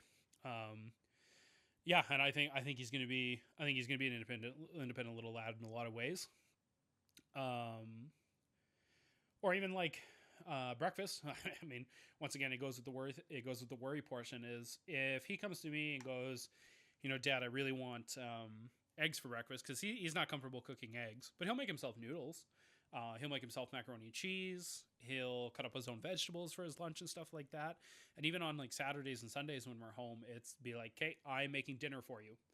And I will make breakfast if I'm making a collective breakfast for everybody. But other than that, it is up to you. And even today, I didn't even have to tell him. I told him it was 6:30. It was time to do something else at this time. And he's like, cool. I hate to break it to you, Ice Beans, I probably would. Especially if if I reminded him all Saturday to do his laundry, and he was like, I'm not going to do it, I'm not going to do it, I'm not going to do it. If come Monday, all he had was to wear shorts to school, Sorry. Because at the end of the day, I'm not always going to be there to save him. He needs to learn that if you're going to push things off, there's going to be consequences. And that is, I think, the general theme of that book, is allowing your kids to experience constructive consequences in a way that allows them to worry about things in a healthy way. Because one of the things that overly anxious people think, myself included, yeah, if it wasn't his fault and he was like, his legs were broken and he's in a cast and he's like, Daddy, why don't you do my laundry for him? You're like, no, you get off those broken stumps and you do some goddamn laundry. You, come on, you. Oh, what's the kid? Little Tommy from, no, hang on. What's the kid from the Christmas Carol? Where he's like, please, sir. Little Tim, little Tim with his goddamn polio crutches. Yeah, I'd probably do his laundry for him, right? This is a lot different than, yeah, if he's deliberately, schlurking the gherkin. I don't remember where I was going with that rant. Yeah, it'd be, if he was out of the house all weekend, yeah, I probably would throw his clothes in there. Little Timmy, down the well, old Yeller too, take him. I think that'd be good, to do it then. But yeah, other times where if he's like repeatedly kind of shirking his duties, yeah, I probably wouldn't then. My thought train has come unraveled in its unending complexity. Haha, little Tims, his little Timness, and his red cup and white hat. Yeah, so I think it's just all, it's all based, it's just all, I just think it's all based. But I think it's good, and I think we were talking about like anxiety and kids and stuff like that. Yeah, I think it's good. And I think it's sometimes not enough parents do it, and I think there is a weird culture of expecting to do everything for your kids, and I think it's gotten worse for a lot of parents. And I think the reality is, I think a lot of people would benefit from pushing some of that worry, dropping the worry ball as it is, for their kids. Sorry, 1 second. It's time for what? I'm not done yet, bud. Okay, we're going to finish this video, and this is probably all I'm going to get through today. Citizenship, such as a passport, birth certificate, or citizenship card, to be eligible to vote in a provincial election. To strengthen Alberta's constitutional and fiscal position within a united Canada, we will also be asking you the following questions on the referendum ballot. Do you support the Government of Alberta proactively working with other willing provinces to amend the Canadian Constitution in the following ways? A. Have provincial governments and not the federal government select the justices appointed to provincial King's Bench and appeals courts. B. Abolish the So you'd want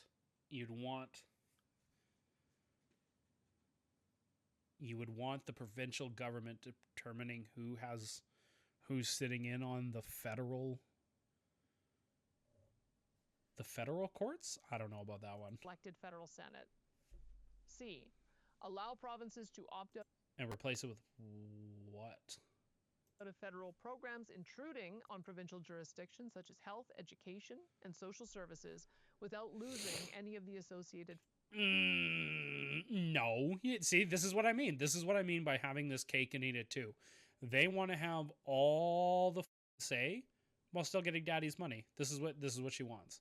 Provinces to opt out of federal programs intruding on provincial jurisdiction, such as healthcare, education, and social services without losing any of. No, sorry. If the federal government's not going to have a say, I think it would be totally fair for you to lose your federal funding. Okay, in what way? One decision that has shown that to you. Federal funding for use in their own provincial social programs. D.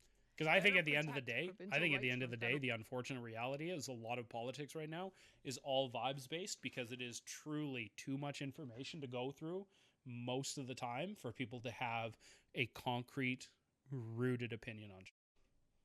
Interference by giving a province's laws dealing with provincial or shared constitutional areas of jurisdiction priority over federal laws when in conflict with one another. I look forward. I don't know how I feel about that one either.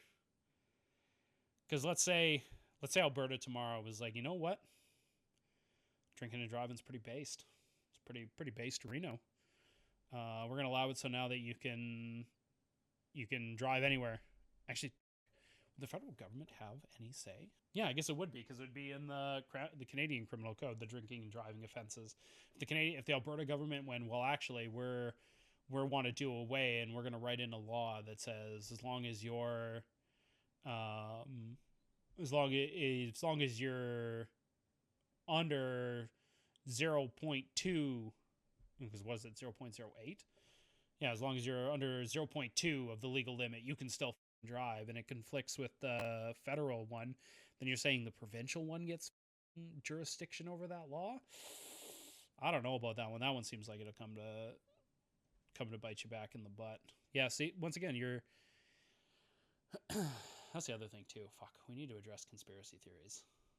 Because sometimes they're true, sometimes they're legit, and other times it's all smoke up your ass. Forward to the debate on these critically important ideas. No, you don't. And to receive your decision on the questions outlined so that our government can get to work on implementing an immigration policy You guys that don't get puts to work the for needs of anything. Albertans first, as well as constitutional reforms needed to make Alberta stronger and more sovereign within a united Canada. I don't know how any of these In would make us closing, stronger. I want you to know how confident I am in the judgment of Albertans on these and other delegate. Question to be is, what are you hoping to achieve that you're being hindered on right now? And see, and the thing is too, only 13 minutes with like, oh, we're going to do this vague thing and this thing, and oh, we're going to do this, and here's a referendum question.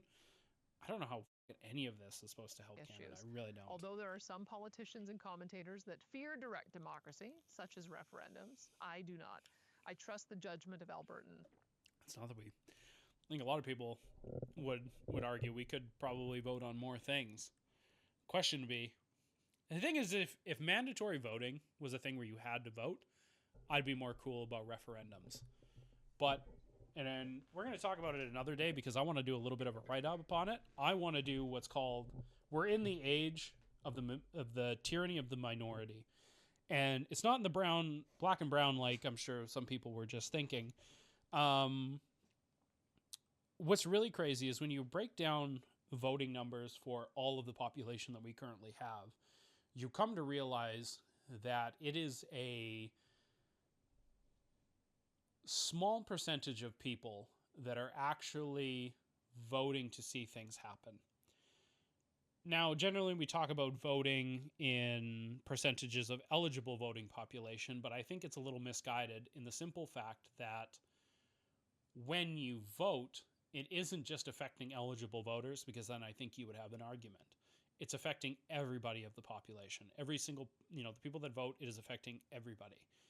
And when you look at it from that standpoint, and you look at about the power that we've given to certain individuals to vote versus the whole population, when you break it down, it was something like actually only 18% of the Alberta population voted for the UCP. Which means that the minority of people are actually governing the majority of people. And I know in a lot of like constitutionalist people in the States be like, oh, the tyranny of the majority, and it's like, well, can we talk about the tyranny of the minority? About how very small segments of our population are voting for what happens to the vast majority of people. And I kind of want to ground those thoughts out a little bit more, maybe do a little bit more of a write-up and do a video strictly dedicated to that, because I think it's an interesting topic, and I think it's should kind of reframe some of the ways we look at I know that how as a people province, vote, we will thoughtfully ponder, debate, and ultimately come to a wise decision on these questions that will benefit our families and our fellow Albertans for generations, just as we've always done. May our beautiful province forever remain. No offense, but there was one year where Jim Prentice told Albertans to look in the mirror, and they voted in a whole new government after 40 years. So, of conservative rule, I don't know, Albertans do well with Strong and free. Thank you, debate and good night. and introspection and stuff like that. Wow, amazing.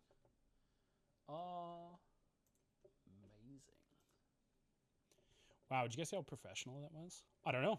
Well, let's see. I now have the right to put in my body whatever I want plant-wise. So that's pretty based. I don't know. It's not really news I've kept up with because it's not really like literally at this point in my life, I don't feel my life hasn't changed right wise. It's the first one that came to mind. Relax, okay? Take the absolute stick that is so far shoved up your asshole right now and relax. Jeez Louise. Good. Golly, Miss fucking Molly.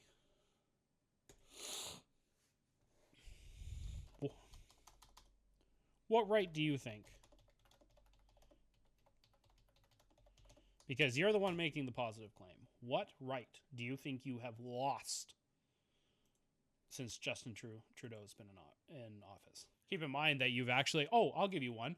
It is actually easier to defend your property now than it was before Justin Trudeau came into office. So, yeah.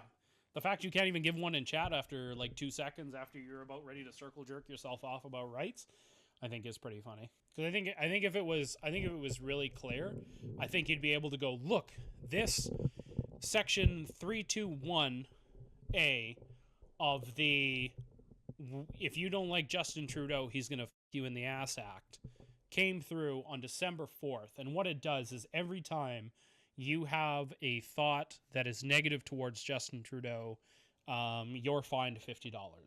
Obviously, hyperbolic, but it's to get the point across that if rights were truly being eroded and it was like, wow, look at this concrete harm that's being done, you just be able to point to it.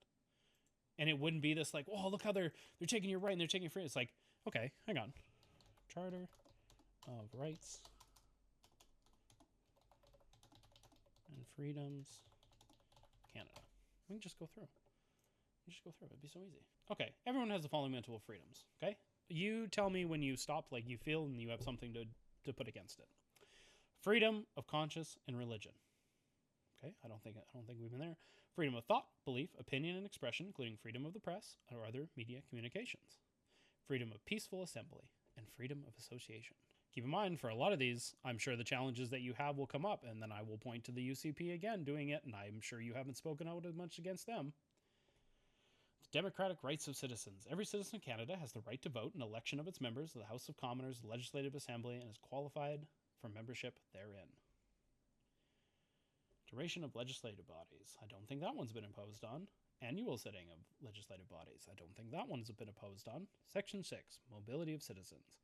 Every citizen of Canada has the right to enter, remain in, and leave Canada. Rights to move and gain livelihood. Every citizen of Canada, every person who has the status of permanent resident of Canada, has the right to move and take up residence in any province to pursue the gaining of livelihood in any province. Limitations of that right, though, for the mobility. The rights specified in subsection 2 are subject to any laws or practices of general application of force in a province other than those that discriminate against persons primarily on the basis of province or present previous residence, and any law providing for reasonable residency requirements as a qualification, receipt of publicly provided social services. So right there, there's already life, liberty, security of person. Everyone has the right to be secured against unreasonable search or seizures. I don't think that's deteriorated. Everyone has the right not to be arbitrarily detained or imprisoned. Everyone has the right not to be subject to any cruel, unusual treatment or punishment. Self-incrimination, interpreter, equality rights. Every individual is equal before and under the law and has the right to equal protection and equal benefit of the law without discrimination, in particular without the discrimination based on race, national, ethnic origin, color, religion, sex, age, or mental or physical disability. So I don't know what right out of the Charter of Rights and Freedoms do you feel like you've lost? Yeah, I mean, Jesus, the Charter's only 8 pages. But the fact that, once again, there's nothing in chat and it wasn't like, oh, they did this really quick to show you how it was, eroded your rights or something. It's just, I don't know. I think it's just vague populism. Trying to just circle jerk itself off as something that's important, but it's not. And I think that's most of the issues that we face, that people talk about now. It isn't necessarily that there's not issues. It's circle jerky issues to either rile people up or either rile people up and make them upset or distract them from things that are actually going on. But what do I know? I'm just a moron with a microphone. So, all right. Well, I'm calling it a day. That was really good. That was a 13-minute address that took us almost 2 hours to get through. So if you like the stream and you're cringe, make sure you hit that like and subscribe button. Thank you to everybody that was in here chatting and chilling with me. I really appreciate you all, even you, Jaden. Okay, we appreciate you. You're always welcome back. And yeah, be sure to check out some of our. Yeah, true. Based. Yes. Okay. Thank you for your last comment. You're so wise. You're so wise, man. Ranting single issue crap with no substance. Bill C8. Oh, we thought we were done, but he ropes us back in.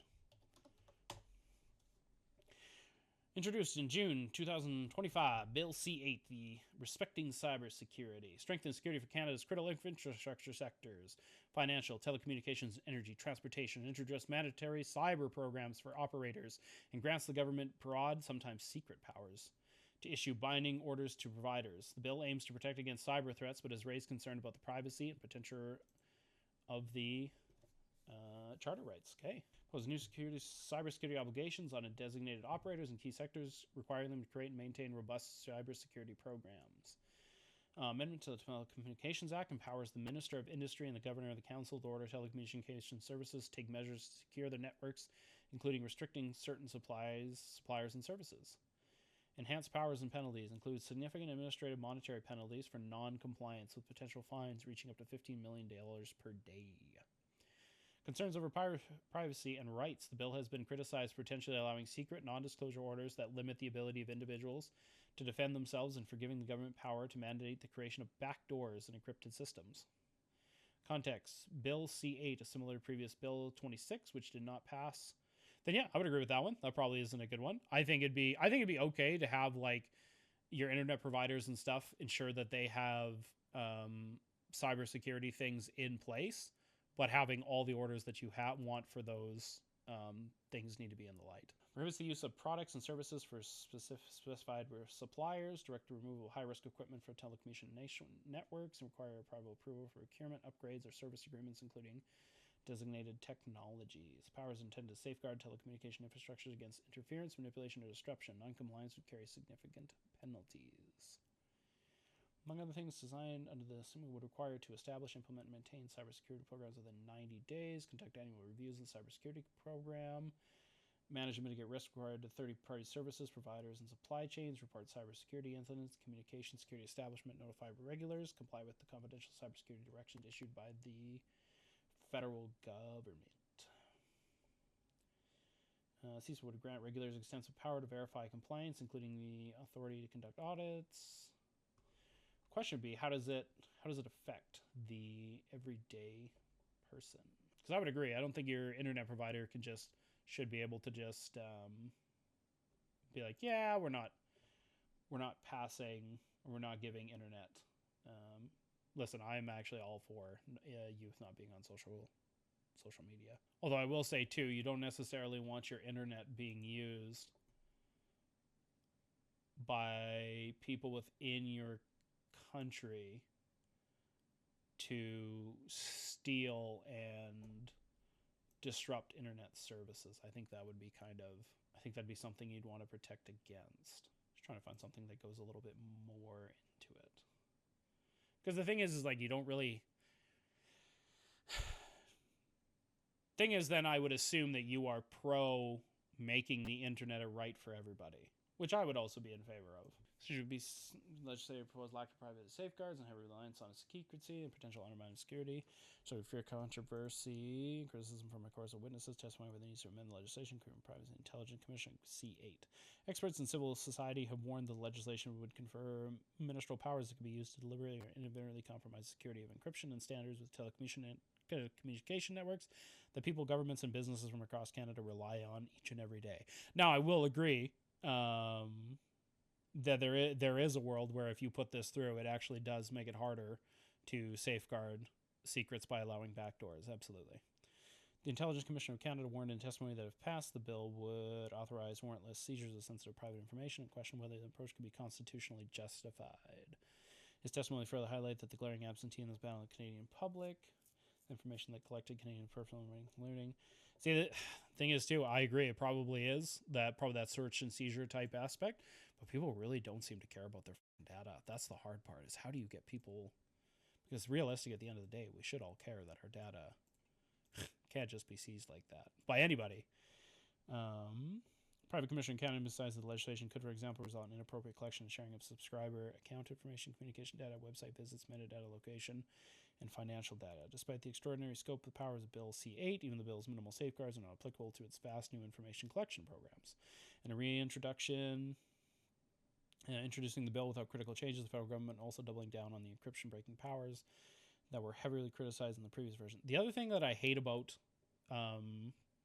things like this, and that I'm all for, like, yeah, that's pretty bad, what should be in the bill instead, is I think a lot of these things are often, like, we haven't, in this article, we haven't gotten to anything that they would change in the bill that would see something that would be better, right? They're just saying that it's bad, and it's like, okay, agree it's bad. What should be written differently about it? Running for the government mails warned the secretive encryption breaking powers. Bill C-8 threatened the online security for everyone in Canada, and the bill empowers government officials to secretly order the telecommunication companies to install backdoors inside of crypto elements in Canada's network. In his testimony on Bill C-26, Eric Smith, Vice President of Canada Communications Association, referenced the very broad order-making powers in the legislation, stating it could be requiring you to not necessarily take out equipment from your infrastructure, but to put certain equipment into your infrastructure or to comply with certain standards. It could be weakening encryption, or it could be requiring you. Okay, what even is the bill? What are we? Bill C-8. Whoo, that pitch long. These systems as an objective of the Canadian telecommunications policy and authorize government and council administration to direct communications service to abide to do anything or refrain from doing anything that is necessary to secure the Canadian telecommunication system, and has also established an administrative monetary penalty scheme to promote compliance with orders and regulations made by the governor and council and Minister of Industry to secure the Canadian telecommunication system, as well as rules for judicial review of those orders and regulations. As Part 2 enacts the Critical Cyber Systems Protection Act as part of a framework for protection of the critical cyber systems of a service that serves service systems that are vital to national security, public safety, and are delivered to operate as part of a work, undertaking, or business that is in the legislative authority of Parliament. Okay. Because, I mean, once again, the fact that it's not like, here's the bad thing, this is the bad thing, it's just, it's just vague, and I don't know. And that's the thing. Government recently affirmed does not seek to compromise encryption in Canada, because the bill doesn't make it sound like that so far. To date, the government has been loath to even acknowledge, let alone amend, the encryption breaking powers that are now being pushed forward. But what is the, because that'd be the thing. If they were like, it's seeking to break the encryption breaking powers by ensuring that they have the final say, like, it's that little bit of extra reading comprehension that's not quite there, which makes me think that it's not necessarily that it couldn't lead to a bad thing, but it's more based off of, like, slippery slope thinking than it is something that's actually bad that's going to happen. Government has been loathing acknowledged, but empower the federal government to secretly order telecom operators to do anything or refrain from doing anything. But it doesn't sound like it's secretly. It sounds like they had to establish administrative monetary penalty as well. Part 2 enacts a framework, as rules for judicial review of those orders to secure Canadian telecommunications system, as well as rules for judicial review of those orders. So if we do Control F on that one, judicial, nope, let's just do review. Let's review of the cybersecurity. Request for review, that's a compliance order. Why can't I just click on the numbers and it take me there? That's compliance order, request for review. Decision complete, request for review. This way we're going to end up like Britain, where you need a license to watch TV. Yeah, I mean, you're basically licensing your internet. your internet's not free. You're basically paying, hate to break it to you, you're basically paying an internet license and then subsidizing it with taxpayer money. So feel however you want to feel about that. Penalty violation, due diligence available in the office.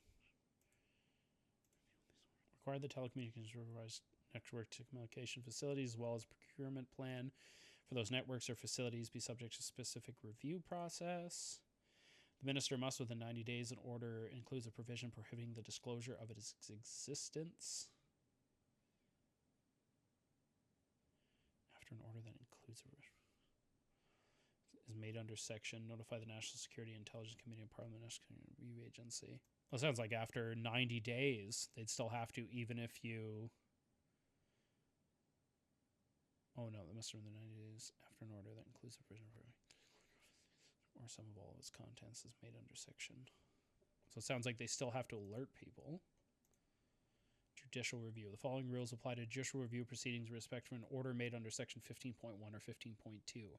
If a judge determines that the evidence or other information provided by the minister is not relevant, or if the minister withdraws the evidence or any other information, the decision of the judge must not be based on that evidence. The judge must ensure the confidentiality of all evidence and all information that the minister withdraws.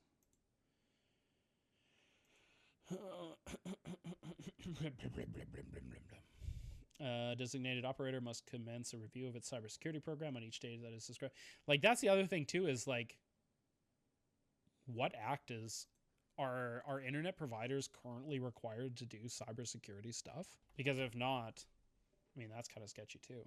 In Canada, are legally required to implement cybersecurity measures, and these obligations are strengthened through new legislation aimed at securing critical infrastructure. While they've long been required to protect customer data, recent legal changes place a further focus on proactive networks and mandatory instant reporting. Here's the breakdown of the legal requirements. Under that one that they were proposing that didn't make it, they would have had to establish and maintain a cybersecurity program, protect their systems, mitigate supply chain risks, and detect. Here's the thing. Unless you're an actual lawyer, eat dick, we're just laymen. We're not always going to understand how shit's written, because it is written in legalese, which is never easy to read. And B, to some degree, we should want a law that is requiring internet providers a certain standard of cybersecurity be achieved, right? Because it'd be like having an energy grid and the government being like, hey, you have to make sure that you protect that energy grid from, interference by putting fences and shit around it, or having like maybe really high risk area, having guards and shit like that patrolling often. And then you're like, sounds like you're a communist. Sounds like you just want the government to fucking have all the data on all our fucking electrical grid needs. And it's like, I understand what you're saying. I understand that there is risks and concerns with regulating all this shit. But at the end of the day, we should still want regulations in place to ensure that steps are being taken to protect infrastructure. I think that's totally fair. Okay, I hate to break it to you, we're the infrastructure that makes up, right? If you're talking about protecting certain things from cybersecurity attacks, it's about protecting individual data as a whole, right? Reaffirm that it's not a seek to compromise encryption in Canada. I hate to break it to you, everything. If that is your go-to for not doing something, enter the void, because that's always that. The thing is it isn't. Life is not about eliminating chaos, because chaos will always exist.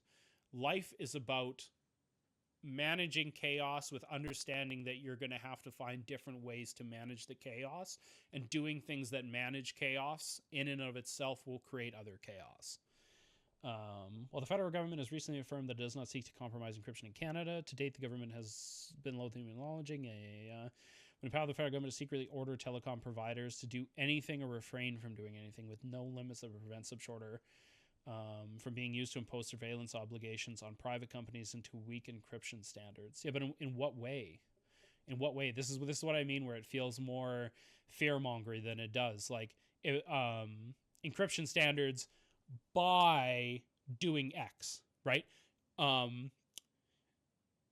If we engage in Y, it is going to cause bad outcome. Is not an argument. Doing Y will cause bad outcome because X will happen.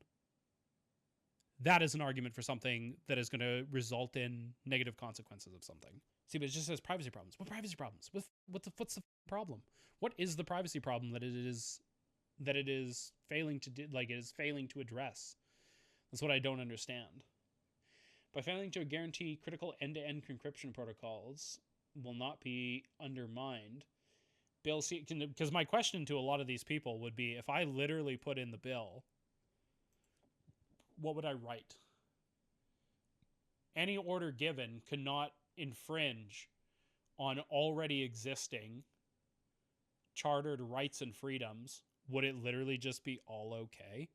Would this whole bill be okay? Because if that's the case, I actually don't think there's much wrong with it. Okay, then I'm curious, Jaden. How do you ensure that telecommunication companies are adequately dealing with their cybersecurity infrastructure without having some sort of regulation? Whose job is it then for cybersecurity, if not the provider of the internet? The provisions of the order must be in scope, substance, be reasonable in relation to the gravity of the threat, including the interference, manipulation, disruption, and deregulation. The order may also include provisions prohibiting the disclosure of its existence or some of all of its contents by any person. Before making the order, the government and council must consider the operational impacts of the affected telecommunication service providers, its financial impact on the affected communication service providers, its effect on the provision of the telecommunications queues services in Canada, and any other factor that the government and council concedes relevant. No, no, that's just not how. Sorry, no, you like. I'm sure you're technologically gifted because you're on YouTube talking in a chat at 2:00 in the afternoon. And maybe you can do that for yourself, but the idea that the common man is going to be responsible for the safety of their own internet, I think is so delusional. You actually belong in the old folks' home that we were just talking about. You can only do so much.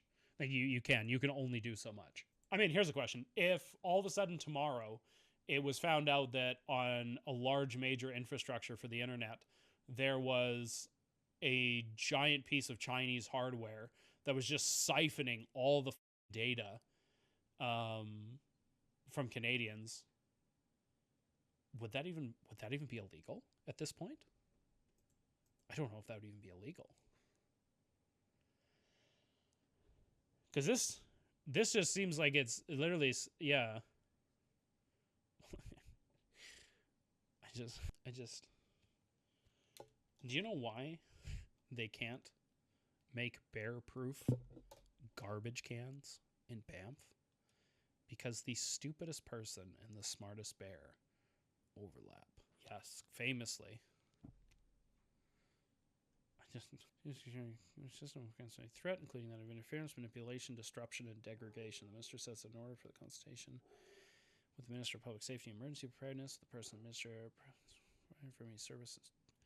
Prohibit telecommunications from providing service to any specified person, including a telecommunications service provider and direct provider. Suspend providing for a specific period any service to a specific person, including a telecommunications service provider. Now, I would agree. This part, the 5.2, yeah, it is pretty vague. It should be on the back of should need a judicial warrant, because any threat is a little vague. So I would agree. They could probably clean up the thing, but I think overall. But see, that was the thing they could have put in here. They could have literally written it in right here, and it would have actually made an argument. Where is it here? With no limits that would prevent such orders from being used to import surveillance obligations on private companies to whip the encryption standards by allowing the minister to have the final say, void of a judicial warrant, and potentially in contrast to the charter rights of every Canadian. So in this bill, I would agree, should be written in that you need a judicial warrant. You need a secondary person to look off these things. I would agree. So, but I think it's fine. I think it's fine that we're. Sorry, I'm just reading because it's faster for me to speed read than it is to.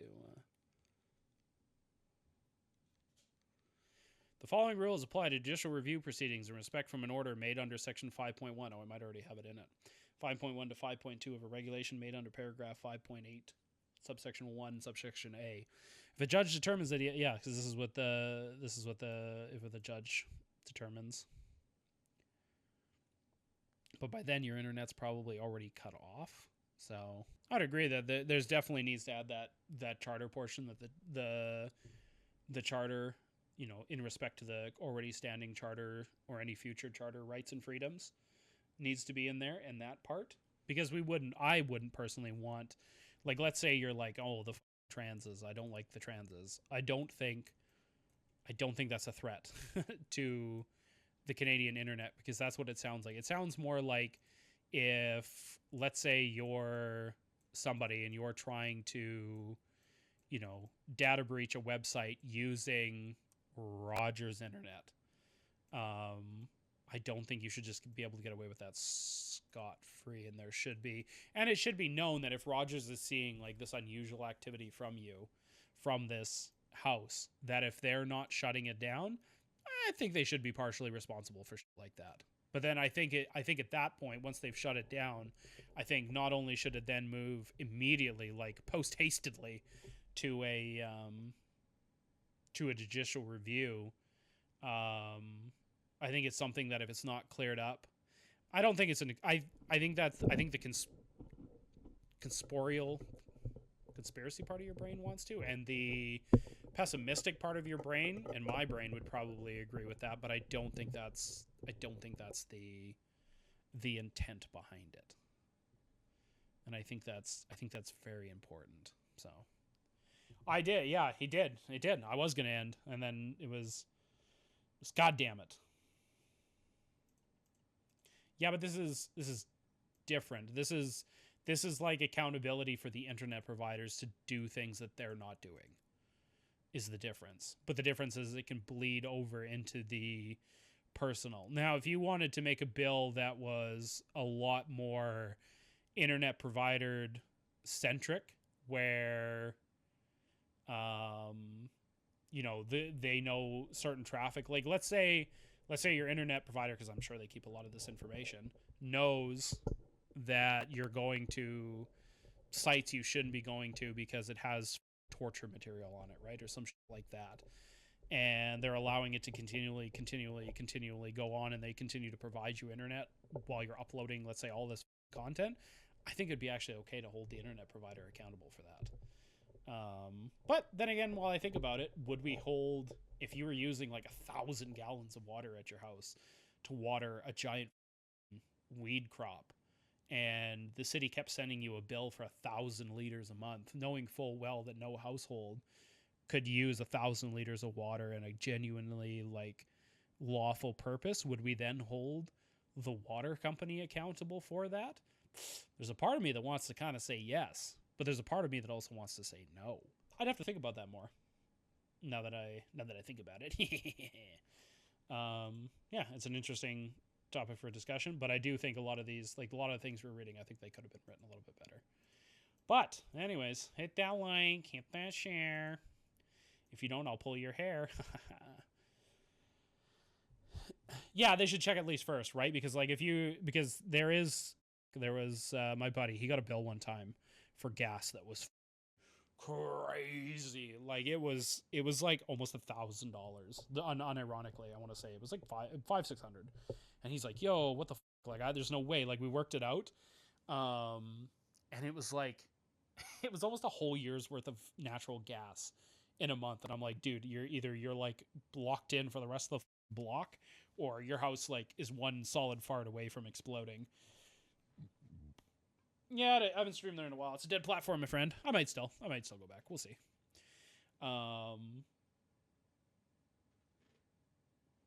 Well, we would. Well, I was gonna say we would when they complain. Well, you complain when you got no internet. But I mean, they just go complain on.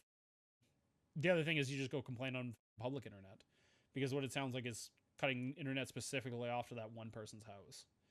Not only that, I think I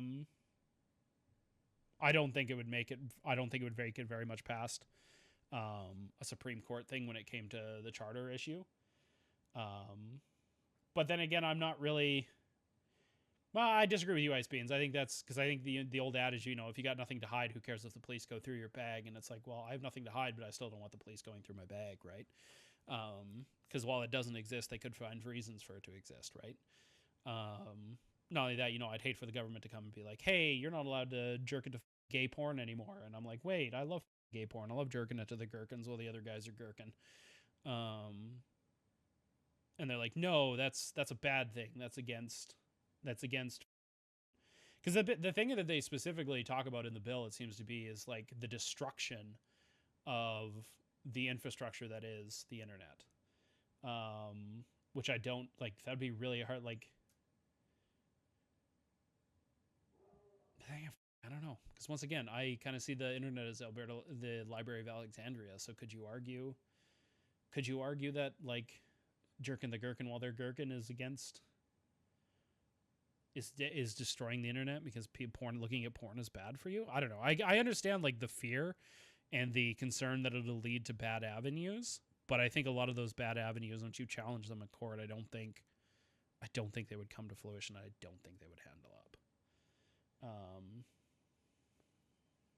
True, but I think that's probably true of most things. I'm awake, man. I'm awake. Okay, I'm so awake. I'm woke. Yeah, I don't know. Anyways, okay. Peace, guys. Thanks for coming. We'll see you. I don't know. Maybe again tomorrow. Wife's got weird hours now, so we'll see. Maybe tomorrow night. If not, maybe we'll game. Maybe we'll game tomorrow night. We'll avoid all this politics bullshit. Okay. You want more liberties? Well, you can always move to Somalia. They don't really have any laws there that you have to follow. It's the law of the strong, right? That's what we want. We want the laws of the strong. Yes. All right, boys, ladies, and everything in betwixt. Peace.